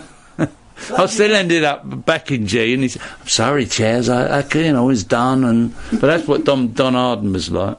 The Late Night Alternative with Ian Lee on Talk Radio. We'll get you talking. We're back, we're live, 11:42 0344 499 1000. What I can't listen to. I hate listening to my stuff, but so we went out of the studio when that was on, and but we did listen to a little bit of it just because I wanted to hear what it sounded like. For the technical geeks, I recorded that on my Zoom H6, just as I recorded all of the stuff in America. It's about 300 quid. It's an amazing bit of a kit. I love it. And so when we were out there, I listened to the bit where he's describing recording with Joe Meek. Now, for those who don't know who Joe Meek was, he was a genius, an actual genius. In that he would build his own machines and stuff, and he was for a very short period the British Phil Spector. And the stuff that he did in terms of edits and echoes and reverb, it sounds, you can do it on your phone now, but no one had ever done it before. No one had ever done it. And he used to record in his flat. I think, if I remember the story of Joe Meek correctly, I think he shot his landlady and then killed himself, I think. So it's a very tragic story.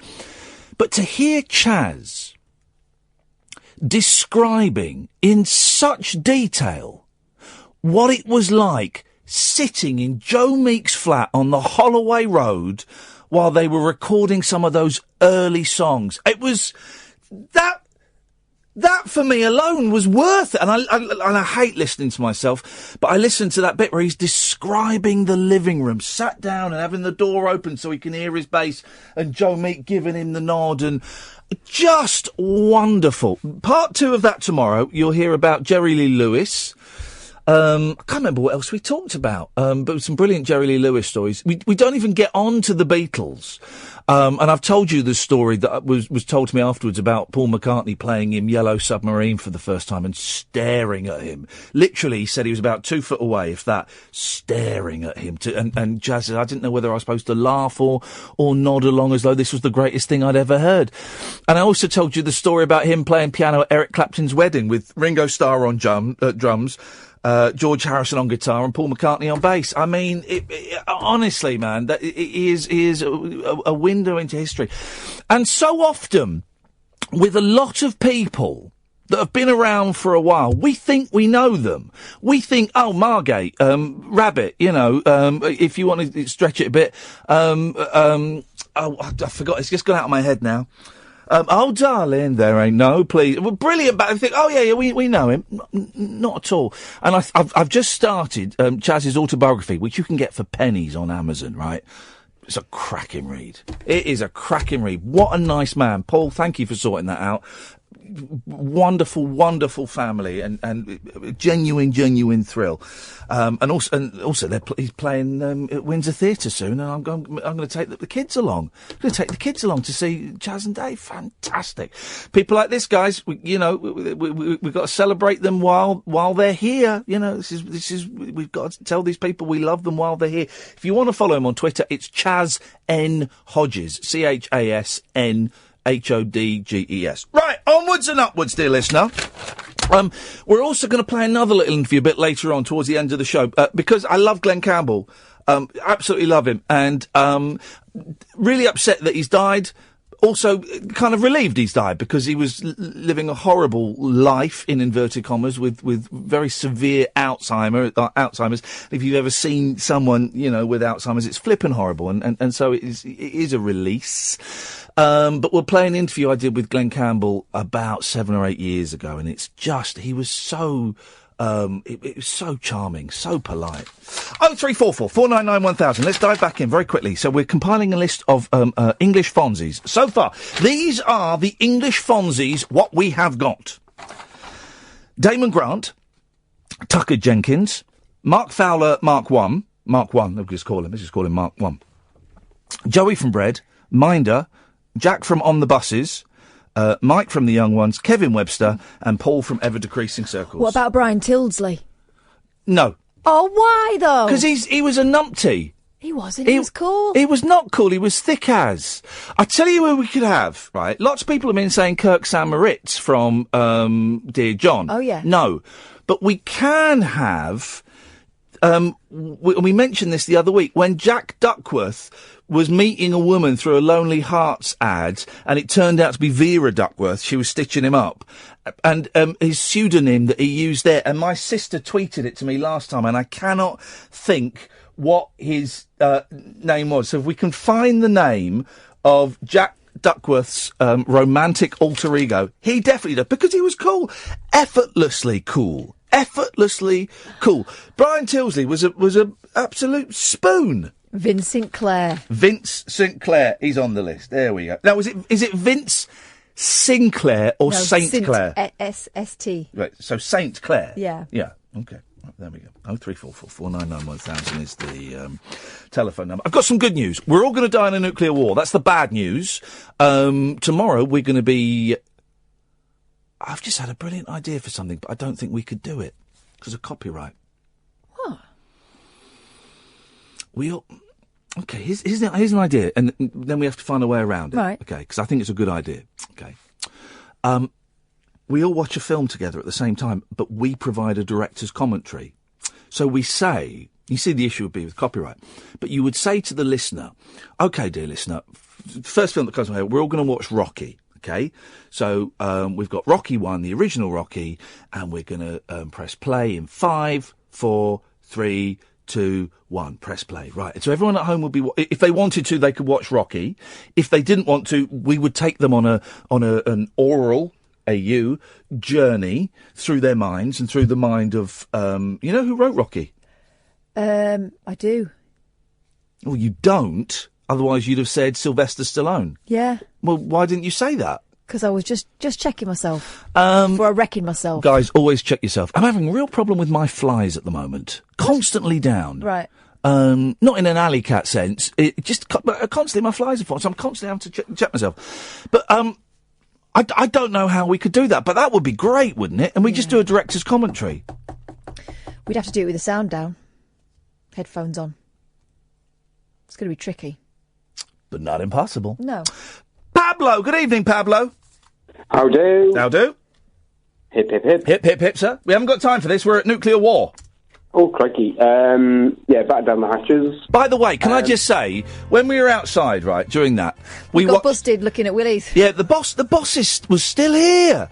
And we went out and we watched the telly, and we were watching that Naked Attraction, right, where it's perverts eyeing each other up naked, looking at Willie's, pulling back things and go, oh, I don't like that Willie, I like that Balm. Awful.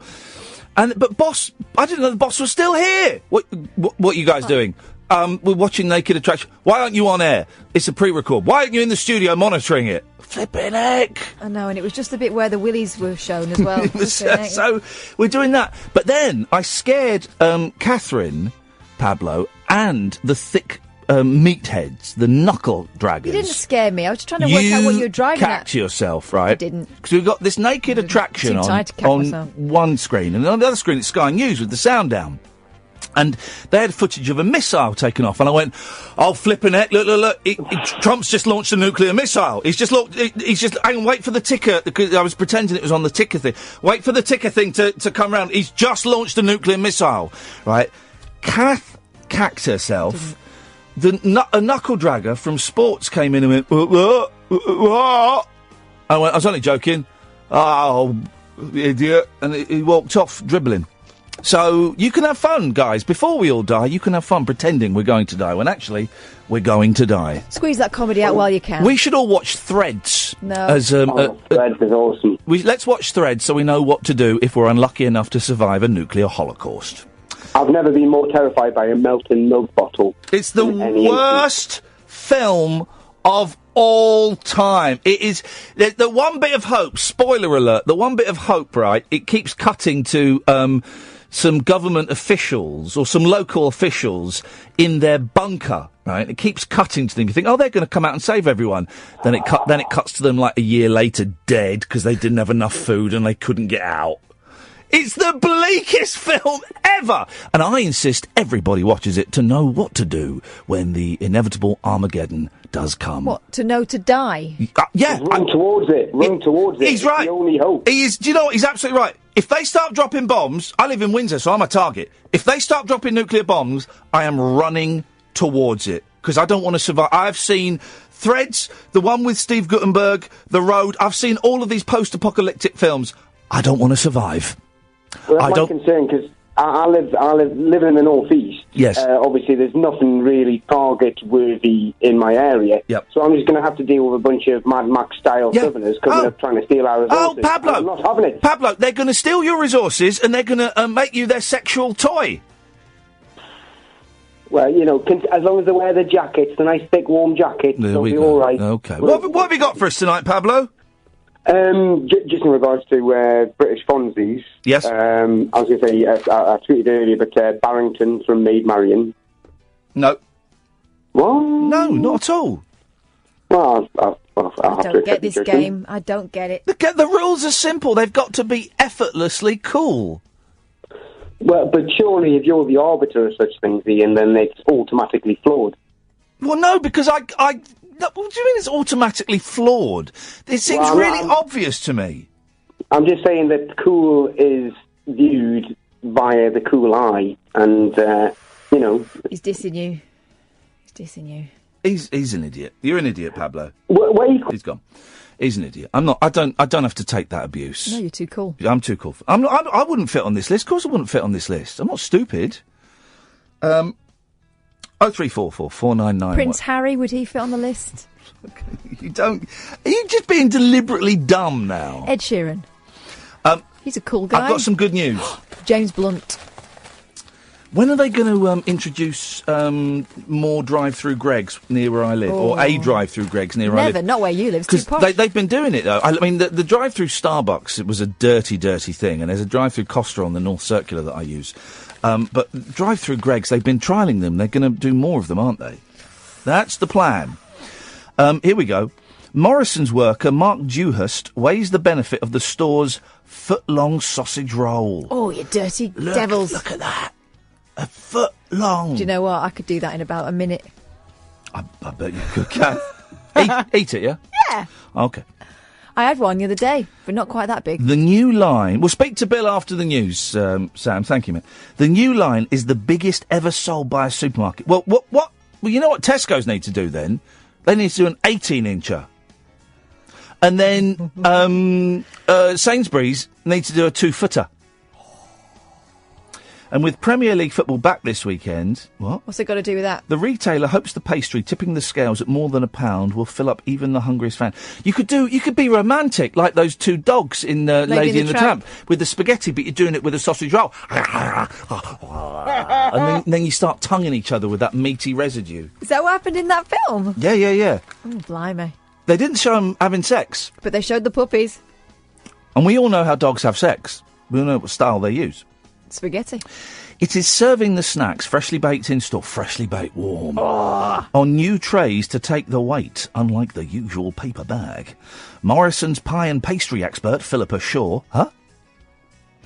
said that woman's got my job. The company came up with the idea of the foot-long sausage roll in response to customer requests for something tailor-made to meet the bigger appetite. In other words, fat people. She added, we sell 1 million sausage rolls every week, but customers ask for one that is even bigger. So hang we on, created this foot-long version. They give it you on a tray? Yeah. And you have to wheel it out.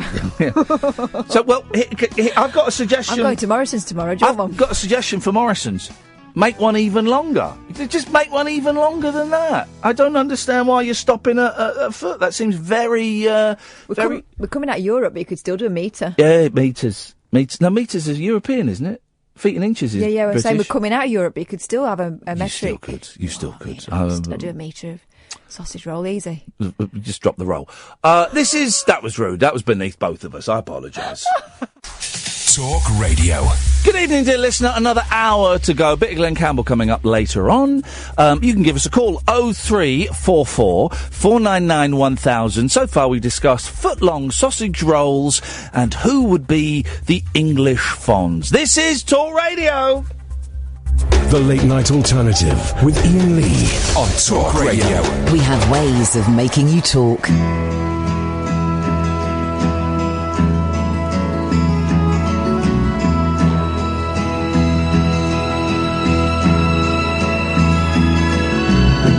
Has come and found us here with our toys scattered all around us here.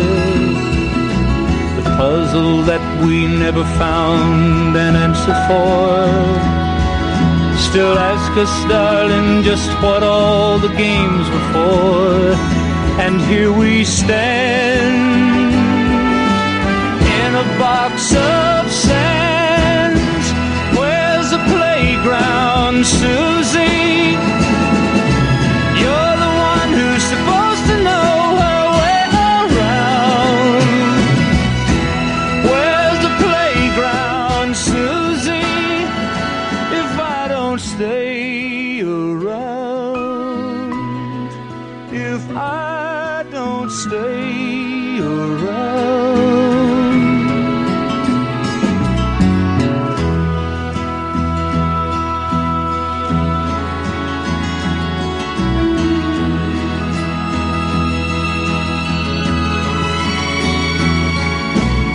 Carousel has stopped us here. It twirled a time or two and then it dropped us here. And still you're not content with something about me.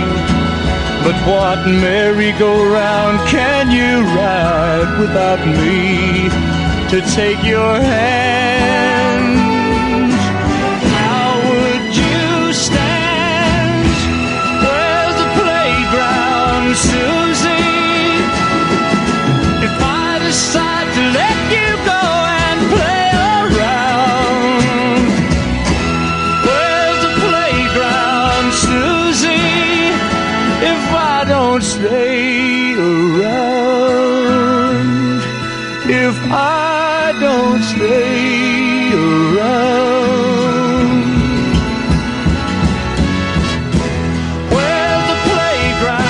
Susie, you're the one who's supposed to know her way around. Where's the playground, Susie? If I decide to let you go and play around. Oh, and then the guitar. Ding, ding, ding, ding, ding, ding. Oh, it's such a good song. No one plays that song. I love that. Where's the playground, Susie? There's a brilliant... I used to have it on VHS when I was a kid. This is how weird I was as a kid. I had Glen Campbell live at the Royal Festival Hall on VHS. And he's playing it with an orchestra, playing that, and it's just such a good song. Glen Campbell, man. One of the all-time greats. Speaking of Chaz, Chaz has just tweeted, and he told me this story. I don't think it's in the interview. Over 2 tweets, Chaz has just said, sad about Glen Campbell. Remember standing in the wings at the Hammersmith Odeon talking to his dad. All he wanted, he said to me, was his own bus with Glen Campbell show written on the side. Now look at him, he's world famous. I mean, isn't that just delicious? Oh, I miss Glen Campbell a lot. We're going to play an interview with him a bit later on. Bill! Hello? Hello, Bill? like a rhinestone cowboy. I don't know the rest because I'm too young, but I respect the song and the man, Glen Campbell. Rest in peace, ooh. Well, that was a very fitting tribute, Bill, particularly the falsetto at the end. Well done. Thank you. No, it's well earned for the guy. I like his songs. He's good, man. He's good. He's one of the best. Anyway, Bill, what have you called in for this evening? It's always a rare treat to hear you're still alive. I've just been in Amsterdam for 5 days. This is partly why I'm surprised you're still alive, because I know the lifestyle you lead. Did you get up to much? Well, in Amsterdam, I saw the sights. Okay. The Anne Frank Museum? Oh, yeah. I go every time. Excellent stuff. It's always good to I hang around there for the whole time. Oh, that's a bit weird. Well. No. Okay, steady. Anyway. So, he's still got the giggles. So what have you... I nearly told you my Amsterdam story and I can't. So... I bet it's better than mine. I don't know. We should go together. No. Maybe in the 90s. Maybe in the 90s, yes. Bill, why have you called in this evening, mate? Well, where should I start? I've been football. I met a Z-less celebrity and I pretended not to know who they were. Okay, go on, because I'm a Zedder. Who was it? I can't say. Go on. They're not even worth mentioning, to be honest with you. Oh, dear. Okay. Right. But yeah, they were just a bit flash, and I said, "Oh, you look like them." And then I just kept pretending. I was like, "Nah, you're not them." No. And then, No, hang on a minute. You can't. Who was that? I'll tell you at the end. Okay. Okay, this is good. He knows, doesn't he? He knows how to play the game. Yeah. No, I wouldn't do that to Ian. He can cut me off at any time. No one wants you to tell me who it was. But yeah, so I've done that. That was cool. And then back to work tomorrow. And then what else have I been doing? I can't really remember. Can the person who keeps saying Lord Flashheart as the English Fonz? No. Oh, that's what I called in for. Oh, Bill! Oh, you jogged my memory. Yeah. English Fonz, Kurt from Hollyoaks.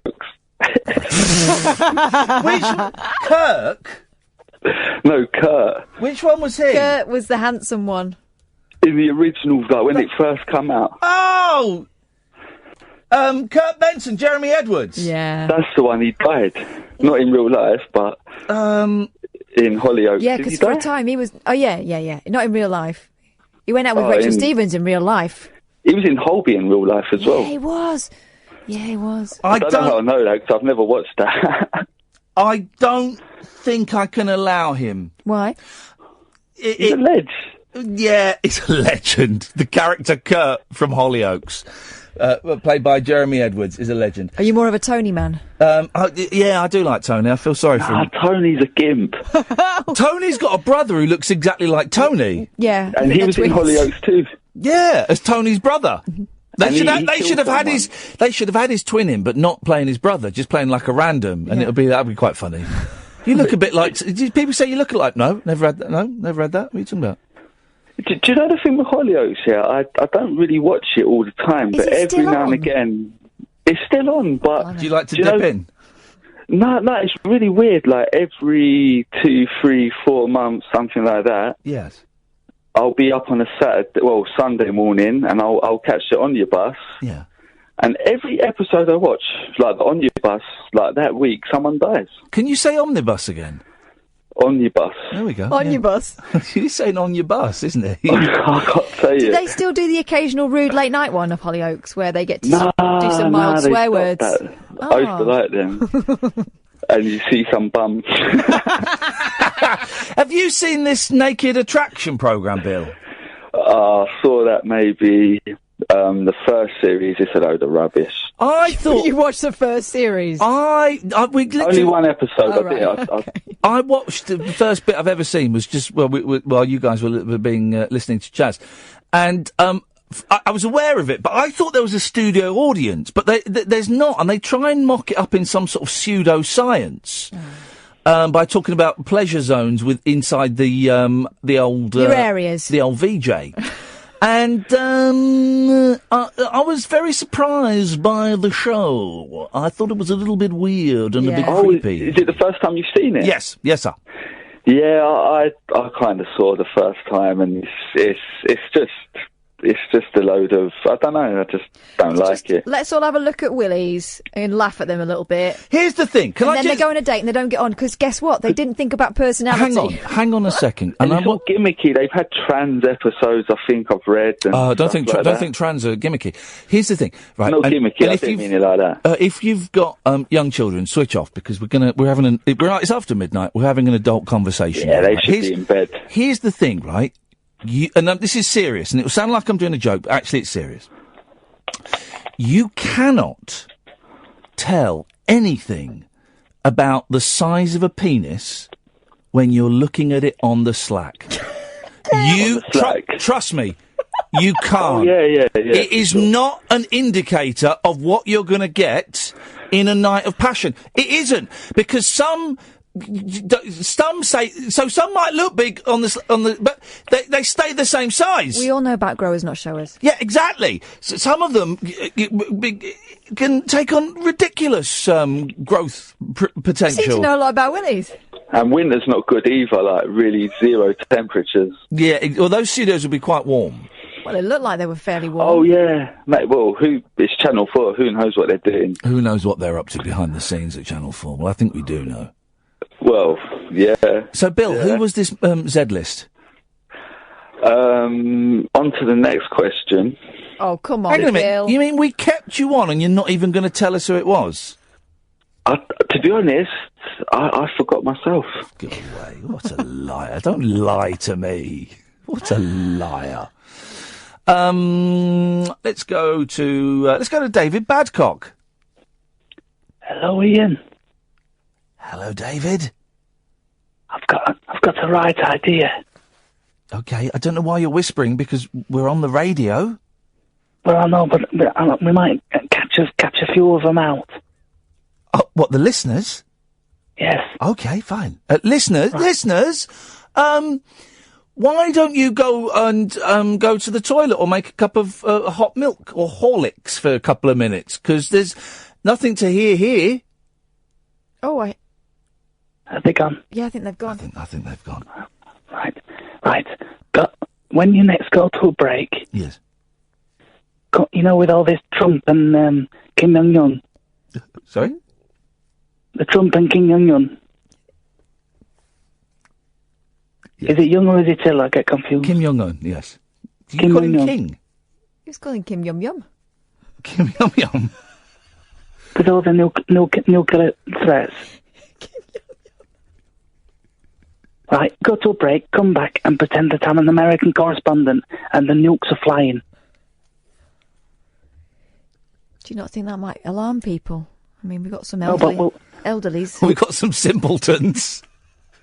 Yeah, but we'll trick them. It'll be a right treat. It's not often we get to see the humorous side of David Badcock. Normally you're dead Mardy. Emphasis on the dead. I thought I'd lighten up a bit. All right, well, I'll tell you what, David, we're actually due a break now, so... Right.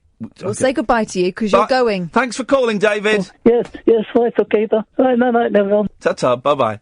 The Late Night Alternative with Ian Lee. On air and off the leash. On Talk Radio. 03444991000 is the telephone number. We're reading some disturbing things on Twitter, but I don't want to... We never like to jump in. No, hang on a second. We've got some breaking news. We're going to have to go to our United States of A correspondent. It's Chuck Winkle. Good evening, Chuck. Yes, good evening, Ian. Hello, Chuck. Can you hear me? There's a bit of a delay from the satellite, but I think I'm coming through loud and clear. Okay, Chuck, what's the latest in America? Well, we've heard the damaging reports from Kim Jong-un and our Commander-in-Chief, Donald Trump, all day now, and the nuclear bombs, holy guacamole, the two nuclear bombs are actually flying now. How many nuclear bombs can you see, Chuck?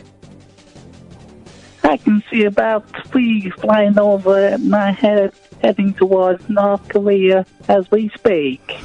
Whereabouts? Gosh, this is terrible. Emotional. Whereabouts are you, Chuck?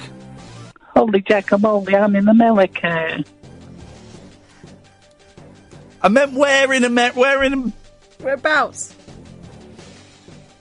I'm stood right outside the White House. It really is escalating. Nuclear holocaust is here.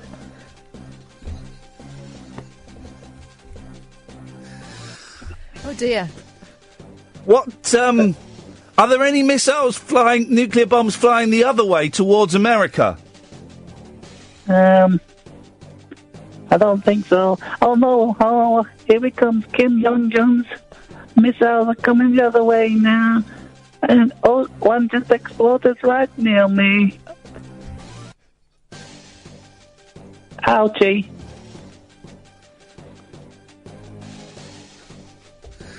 Well, Chuck, that's it. Thank you for that, Chuck. Please keep us up to date with the nuclear fallout and everything that's happening in the Holocaust. Over and out. Thank you very much indeed. There's a nuclear holocaust taking place, guys, and Kim Jong-un has really kicked off. If that's official. It sounds absolutely terrifying over there, but our man Chuck Brinkley will be giving us the news as and when. Chuck Winkle. Well, these things happen. These things happen in times of crises. Kyle, good evening, Kyle. Oh, evening, boss. Evening, Catherine. You all right? Got to make it quick, Carl, because apparently there's a nuclear holocaust taking place. Well, that was the thing. It's a bit serious what I was going to discuss with you, genuinely. Well, we just had a very serious news report, so, you've come to the right place, Kyle. Well, I was having a discussion with, bizarrely, a psychiatrist. There we go. Psychiatrist friend of mine. Yeah. And I was saying that it's amazing because the dinosaurs ran the planet for so many years. Yep. All quite cool. And then obviously evolution took over. Yep. Quite cool. And in the space of about 150 years, we've managed to properly screw it up. Yep. This is what Kyle is expertly doing. Is he's verbalising pretty much my entire internal monologue when I go home and get into bed. This is pretty much the train of thought that I have, which is why I can't sleep at night. Yes, Kyle, you're right. But we've been here for as a not as a species, but the planet for millions of years. And billions of years. The planet's been here for billions, and it'll be here for billions of years after we've pressed that red button. But it's just mental. It's just how can all this happen? How can it happen? Yeah, I'm only laughing because you're right. It's mental. It's properly mental. I don't know. But I tell you what's good is I spent most of the 80s as a teenager genuinely afraid that there was going to be a nuclear war. And I'm glad that today's millennials are also experiencing that same fear, what I done felt. I'm thinking about all the time I've wasted recycling. Been cleaning out yoghurt pots. The point in that? There was, I have to say, Catherine, there was a little bit when I did with Mr. Mark Steele, and I was lucky enough to be near him. And that sounds a bit creepy, mate. Well, yeah, I was just stalking. But no, it was. But he said exactly the same thing, Catherine. He was like, because somebody was like at the sort of Media City place, and they were like, you need to put that in that bin and that in that bin. Oh. And he said, no, I'm going to stick it all in that bin. Because you know what, we're going to get bombed within 2 years anyway, and we'll be dead. Well, maybe Birmingham knew something about this because they've not collected any litter for the last 6 weeks. They've given up. They thought it was a waste of money. Didn't realise that they needed to do that. Gee, I think you could be on something there. On a light-hearted note, by the way, I've got another one for your rogues gallery of who's a bit of a cheeky chappy. Sorry? I didn't know we were doing that as a phone.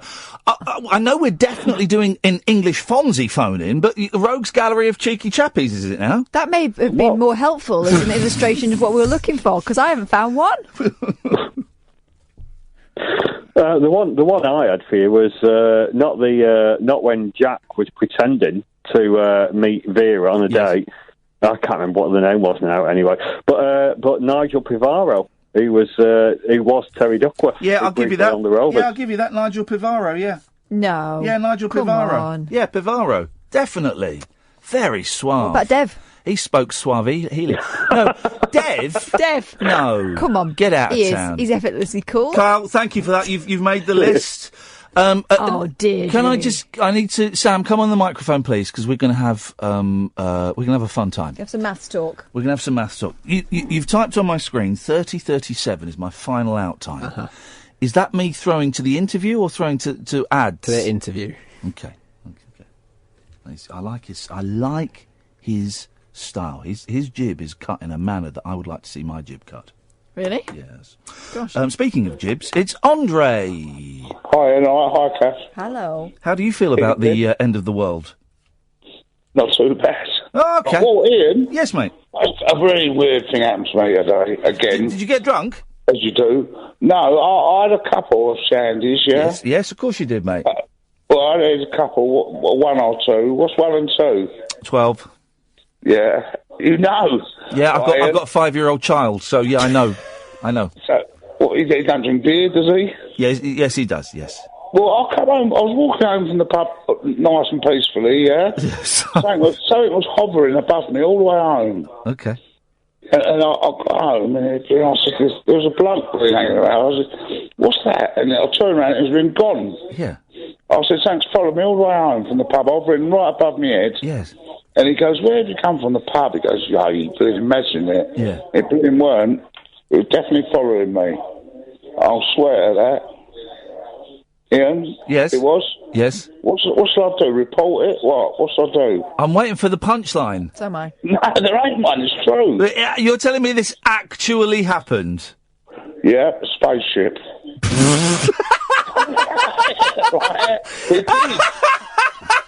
Oh, God! You don't believe me either, like that bloke, do you? No, mate. I don't believe there was a bloke there. But I must have been hallucinating then. Ian, anyway, when are we having a game of football? Thanks very much for calling, Andre. Well, that's that cleared up. Andre. Oh, God. Alive. I could understand why they'd follow Andre, though. I'm curious. Nah, this planet ain't worth invading. Look at the state of them. Leave it. Look at They've had the enough. state of them. Hey, I'm going to read a very naughty story now. A pensioner received a letter from a retirement company. I love it. I love these. Addressed to Mr. Carr. Mr. Carr. Mr. Cake. Mr. Seabomber. The mail, which also had the offensive word on the envelope, thanked him for inquiring about releasing equity in his home, even though he'd never done so. So someone's done this as a prank. Someone signed him up. Someone has signed him up as Mr. Seabomb. And I don't think they like him. Farmer David Bryant, 74, from Westbury, Wiltshire, said, "It might have been a response to me asking them..." They took like that. Might have been a response to me asking them to remove my phone number from their listings to stop cold calls, but I can't be sure. You don't expect to get that sort of thing sent to thee. I find it highly offensive. Oh, you could be in the Archers. His wife, and I wasn't out of breath in it. His wife, Mary, 69, thought it might have been a case of mistaken identity. Before noticing... Identity. Before noticing... I can't speak tonight. Their address was correct, she added, "We've never written or spoken to them. We've no idea who they are." The letter from Age Partnership got its facts wrong too. It said that based on the information provided by the couple, it did not believe they qualified for equity release, as they needed to be at least 55. What? Gosh, what are they more cross about? Getting the age wrong on the C-bomb. They're saying I'm under 70. How rude. I'd love a get. Here we go. We got a letter. We're going to play the Glen Campbell interview in literally about 2 minutes' time. But we got a letter the other day, official-looking letter sent to our address, but different names, not the names of the people that lived there before 6-7 years ago. So I opened it, right, and it was an approval for a mortgage for £1.2 million. Oh, but sent to us, but not sent to us. So. Well, then I left it. Then I do with all these things. I filed it. I left it in the kitchen for a while, thinking I must remember to reseal that and put not known at this address and repost it. And then about 3 weeks later, my wife had thrown it away.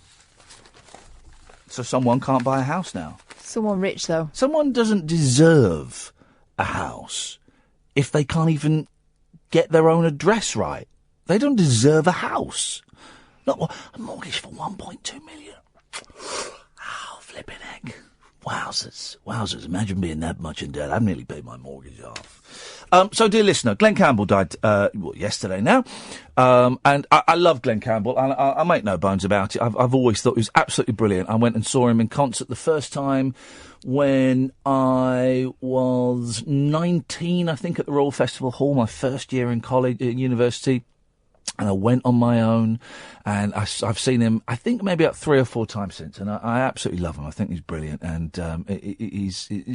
go and check, if you got 10 minutes to spare on the internet, go on YouTube, type in Glen Campbell guitar solos, because everyone knows his voice and Rhinestone Cowboy and all of that stuff, but a lot of people don't realise he was one of the best guitarists around by a country mile. And I got to speak to him I think this is about 7 or 8 years ago, when I was at another radio station and he was doing his final tour because he had Alzheimer's, and the PR people said, "Oh, don't worry, he's fine. You won't even notice. You won't even notice that he's not well." You'll hear in this, it was clear that he wasn't particularly well. But I play this because I just want you to hear the glee in my voice, and also he's just such a charming man, and his lovely wife was there to kind of help him through it. This is me having a chat with Glen Campbell. We're going to talk about that. Wait till we press record, because I'm going to ask you all about that, man. Right, are you okay to hold this, Glenn, if that's okay? Thank you. I will. You've held a microphone before in your life, haven't you? I would imagine. Yeah. Was that theirs good? I'll do it this way. Thank you, sir. That way I can know when we're recording. Yeah, you're ready. Are we ready? Okay. You got enough cable there, sir? Look, we're all tangled up. Yeah. There we go.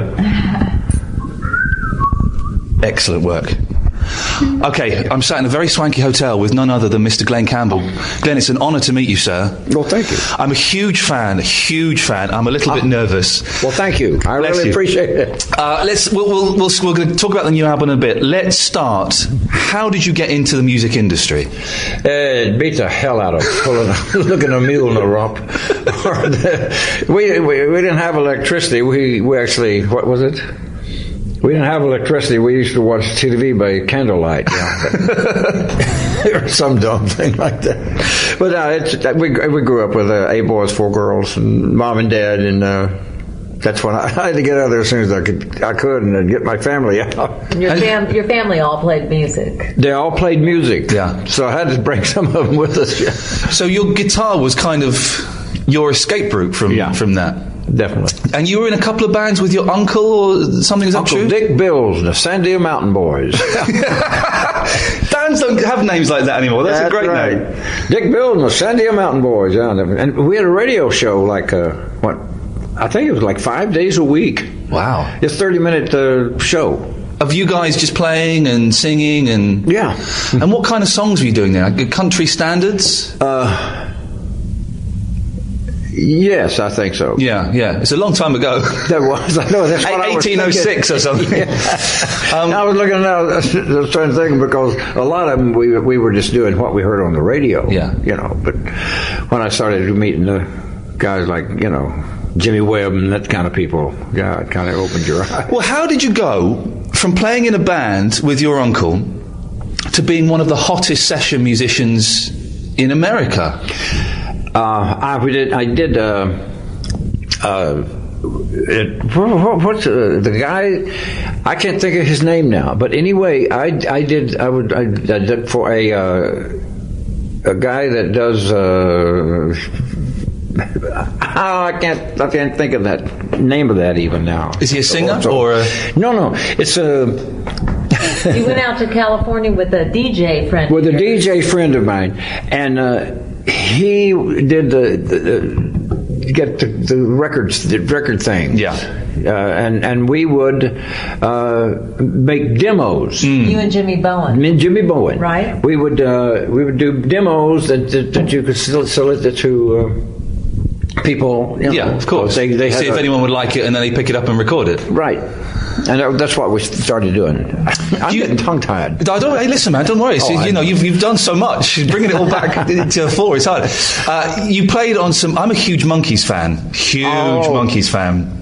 More than is healthy for me. You played on a lot of Monkees sessions as well, didn't you? Oh, yeah. Well, I went to New York with them to do a gig up there, man. That's one of the most fun periods I had in a long time. And also, you were a Beach Boy for 6 months. Mm-hmm. Not many people know. Brian Wilson kind of said, I've had enough of this, and dropped out. And you stepped in and played with the Beach Boys. Was that fun? He stopped out to do the Pet Sounds... That whole thing. Yeah. Boy, what a genius he is. Fantastic. And amazing that he's still with us. The life that he's led. And in the last few years, he's come back and, he's doing some amazing concerts. Yeah. Oh, he was a wonderful talent. Wow. Was he hard work as a producer? Did he boss you guys around? Yeah. Oh, he didn't boss them. I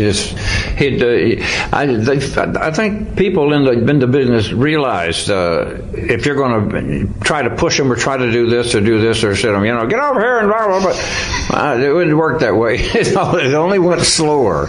Well, did you? Because you were playing with people like Carol Kay and Hal Blaine, and the whole great kind of they've got the name The Wrecking Crew now. Mm-hmm. And Brian Wilson was like 20, 21 years old. What was it like taking instructions from a kid? Oh, from Brian Wilson? Yeah. Oh, well, excuse me.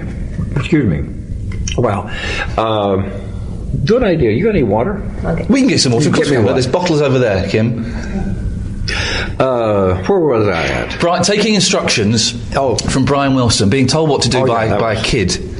From Brian, I'd look at everything that he did. Yeah. He was a genius. Yeah. Just what a mind that guy got. Yeah. He did stuff that was just fantastic. Yeah. Wow. He also gave you the song Guess I'm Dumb, which is one of the great lost pop songs. It's a fantastic record. We played it a couple of weeks ago on the show. Oh, did you really? Love it. That was... Jimmy didn't want that, so I said I'll take it. Yeah. Brian didn't want it. Brian, yeah. I said, yeah, I'd love to do that one, and I did. It's a great song. It was kind of like a breakthrough, I guess, because it's still heard occasionally. I guess I'm dumb, but I don't care. That would just go. You should do it, man. You should put it in the concert. I always think because it sounds like a Pet Sound song. I really like the song because it said, the way I act don't act like me, and the way I look, it don't look like me. But I can't let go if I ever wanted to. I can't let go, darling, if it's only you. It was just a really. I think he got a ton of airplane. Airplane. It wasn't airplane. Probably would have bought you. No, but it didn't become a hit though, did it? That's the mystery. It got up in the top 10. Oh, okay. Yeah, but it didn't hit the big job. The Glen Campbell Good Time Hour, is that the name of the show? Yep, The Good Time Hour. That was a TV show you got that we didn't get over here, unfortunately, but I think it's on DVD now, and it replaced the Smothers Brothers. Yeah, I think. Was that must have been a lot of fun, doing kind of a variety show every week? Oh, it was. It was fun. Then we go out to that's when I realized the power of television. Because you'd be there and people would see you doing something that week, and people would come and see it for some reason because it was on television. Again, going back to the Monkees, that's how they sold 50 million records. Right. They were playing 2 new songs every week on the TV. That's right. It's the greatest advert. I went up and did that with them in New York. I went up and did the sessions with him. Yeah. It's for the heck of it. It's fun. I've heard a story about you. I don't know if this is true. That you played so many sessions as a gun for hire that you would sometimes turn up, fall asleep. They'd prod you and say, "Glenn, your guitar bit." You'd wake up, play it, then go back to sleep. Is that true or is that myth? I was. I wouldn't say a takeoff guy, as they say, I could do that, but they wasn't wanting that. They was wanting a raking, wide open rhythm guitar, and that's what I gave them. Rake. Did you never find that frustrating? Don't leave like me. Guess I'm dumb, you know. Did you not find that frustrating? Because you are an amazing lead guitarist. So just to give the simple 4/4 rhythm, was that frustrating for you as an artist? I just no. Because if they didn't, they would charge the guys a double scale, didn't they? If it went over time. For overtime, but you were getting paid so well, you didn't care. I didn't care, yeah. Wow. I'm going to go. You remembered that, didn't you? Okay, another quick question, trivia question that I was reading. Gentle on My Mind. Oh, yeah. That was just a demo that got released. Is that true? That it's knowing that your doors are always open and your path is free to walk. When I heard that, I went, wow! It didn't take me 2 minutes to, this is it. You keep singing as much as you want, sir. I get a private concert from one of my heroes. That's awesome. Yeah, that was really a great song. Oh, fantastic. How did you meet up with Jimmy Webb? Now you know that as well as I do. Where did I meet up Jimmy? I know that you recorded By the Time I Get to Phoenix with him. And it was a big hit. And then you and Al Corey were going into Al DeLore were going in to do another album, and you called Jimmy and said, "Can you write another one for us, just like By the Time I Get to Phoenix, another town song?" So in one day he wrote Wichita. It's the first song he's ever written for anyone specifically. And it was Wichita Lineman. And he brought it to him. He brought it to him that day, and it was unfinished, he thought. But they said, no, just bring it over like it is. And they filled it out with that guitar solo. Oh, yeah. That became so famous.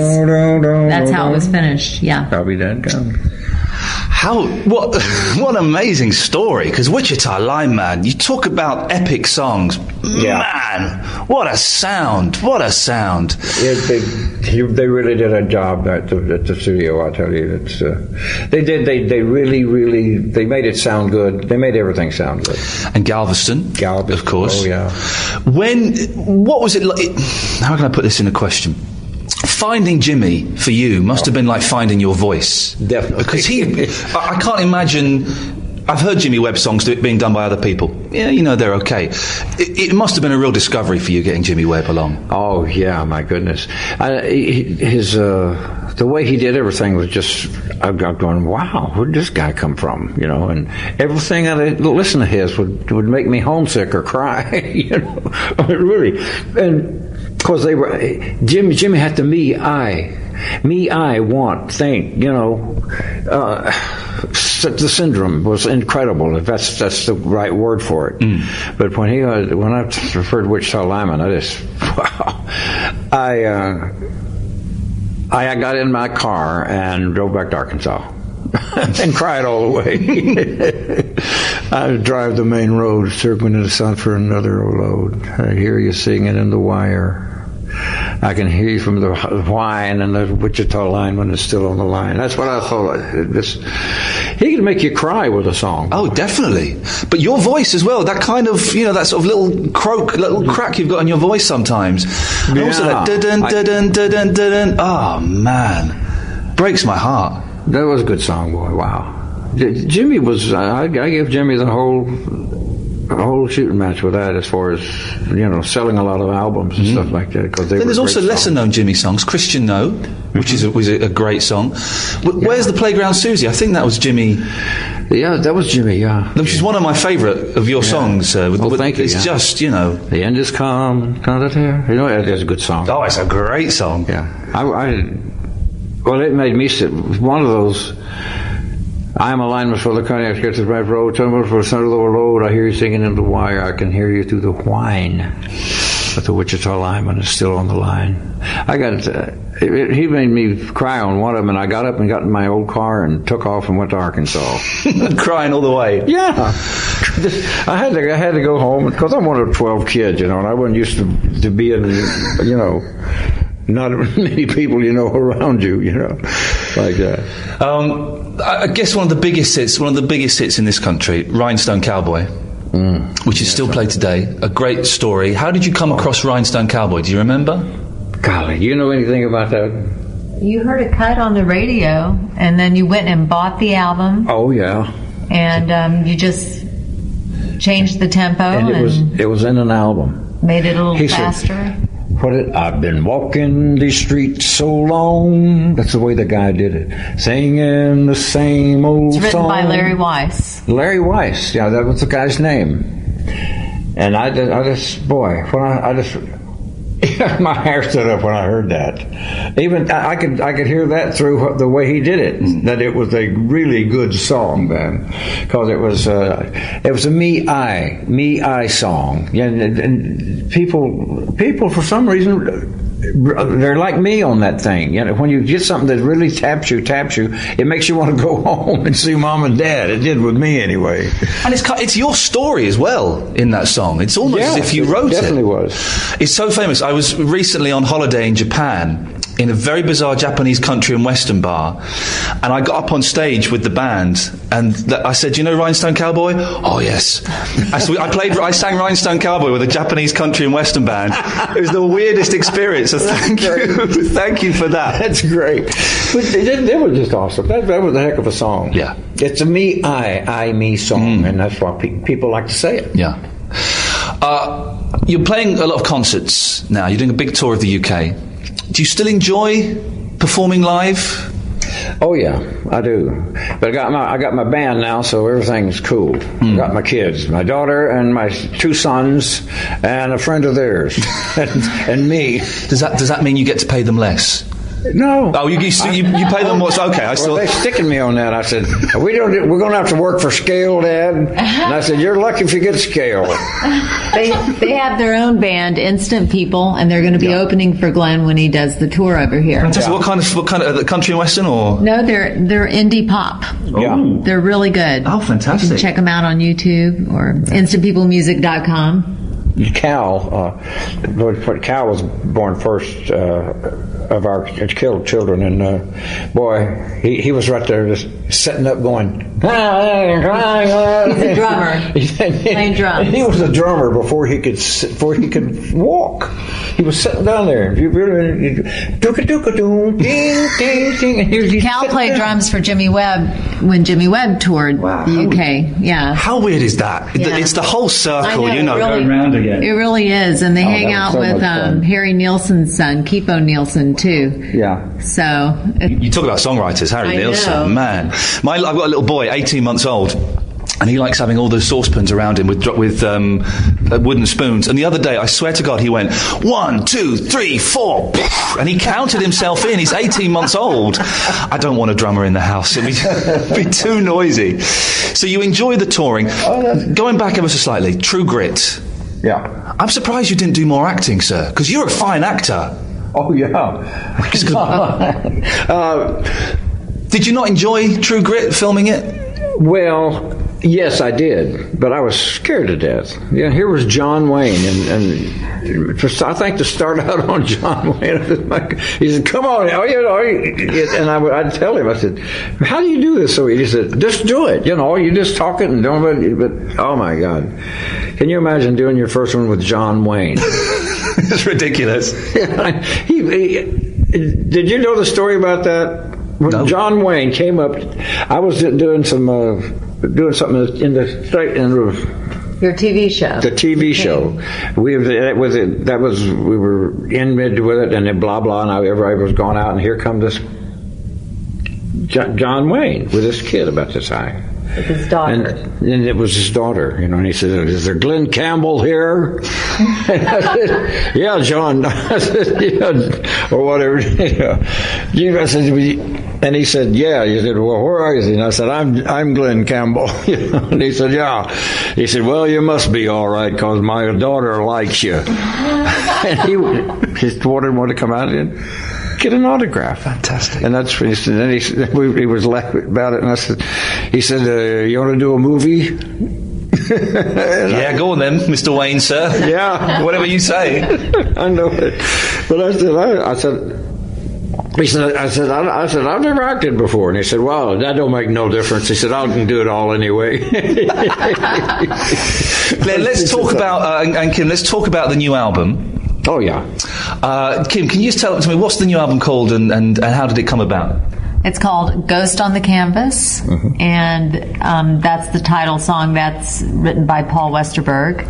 And he and Glenn and his producer, Julian Raymond, did a cover album called Meet Glen Campbell. Of course, yeah, it's a great album. And when they were recording it, Julian would write down all the things that Glenn would say to him in a journal throughout the day, and then Julian put those things to music. So 4 of the songs are co-written by Glenn and Julian Raymond, and I think they really reflect Glenn, what he's going through this stage in his life.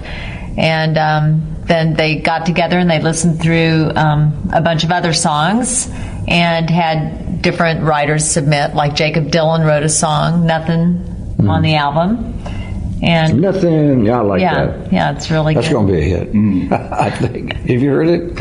No, we've just been given the album now, so I'm going to listen to it this afternoon. I'm looking forward to it. But the whole wide world, nothing. I think that could be a hit. You've got one of those voices that gets better with age. It just gets richer, I think, because some singers, they get old and you think, well, they're kind of...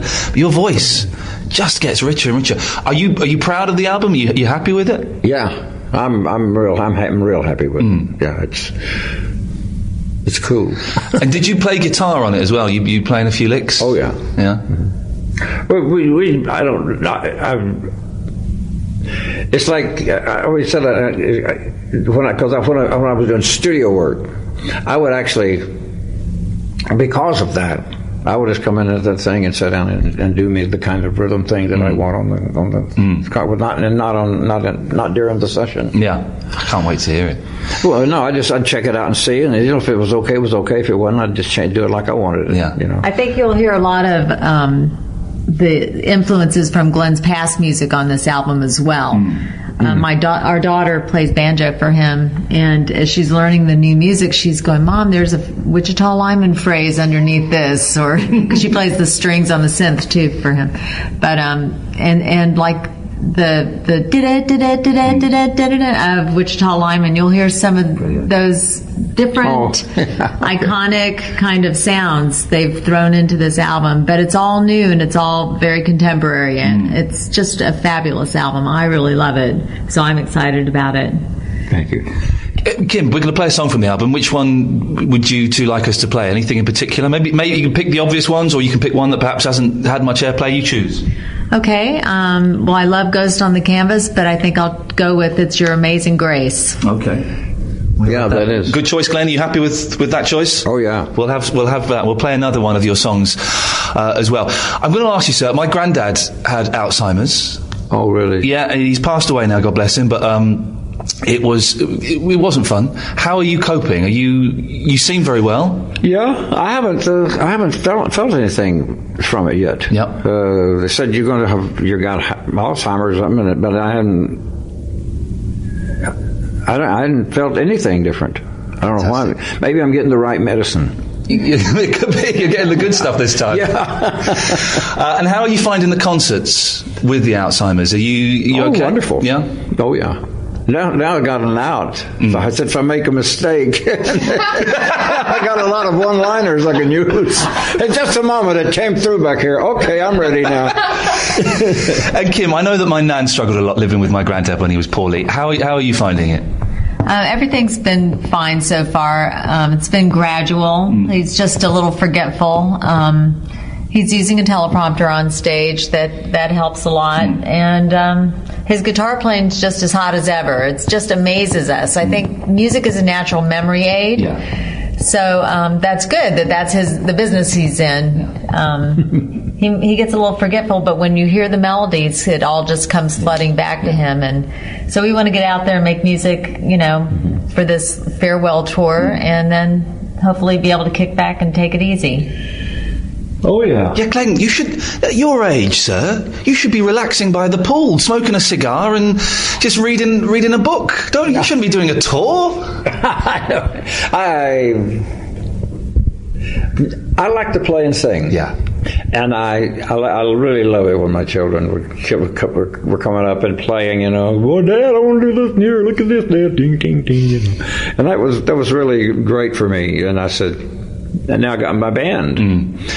And the buddy that he grew up with, basically, and it's just wonderful. Well, music is the great healer, and I think that this proves it. And I think that you're right, that once you're you're in that song, you're lost in that moment, and that takes over. And it must be so much fun having your kids in the band as well. Yeah, what a joy that must be. Glenn, listen, it's fantastic to meet you. Kim, fantastic to meet you as well. Nice to meet you. I'm coming to see you at the Royal Festival Hall. Oh, great. So I want a song dedicated to me, so otherwise I'm going to be storming the stage. Definitely will. Glenn, it's lovely to meet you, Kim. Thank you very much. She'll be coming around the mountain when she comes. Did you ever hear that song? Yeah, I'm aware. She'll coming around the mountain when she comes. I don't want that one dedicated to me. I want one of the hits. Hey, listen, that's awesome. Thank you so much. Can we get a couple of CDs signed? Yes, is that okay?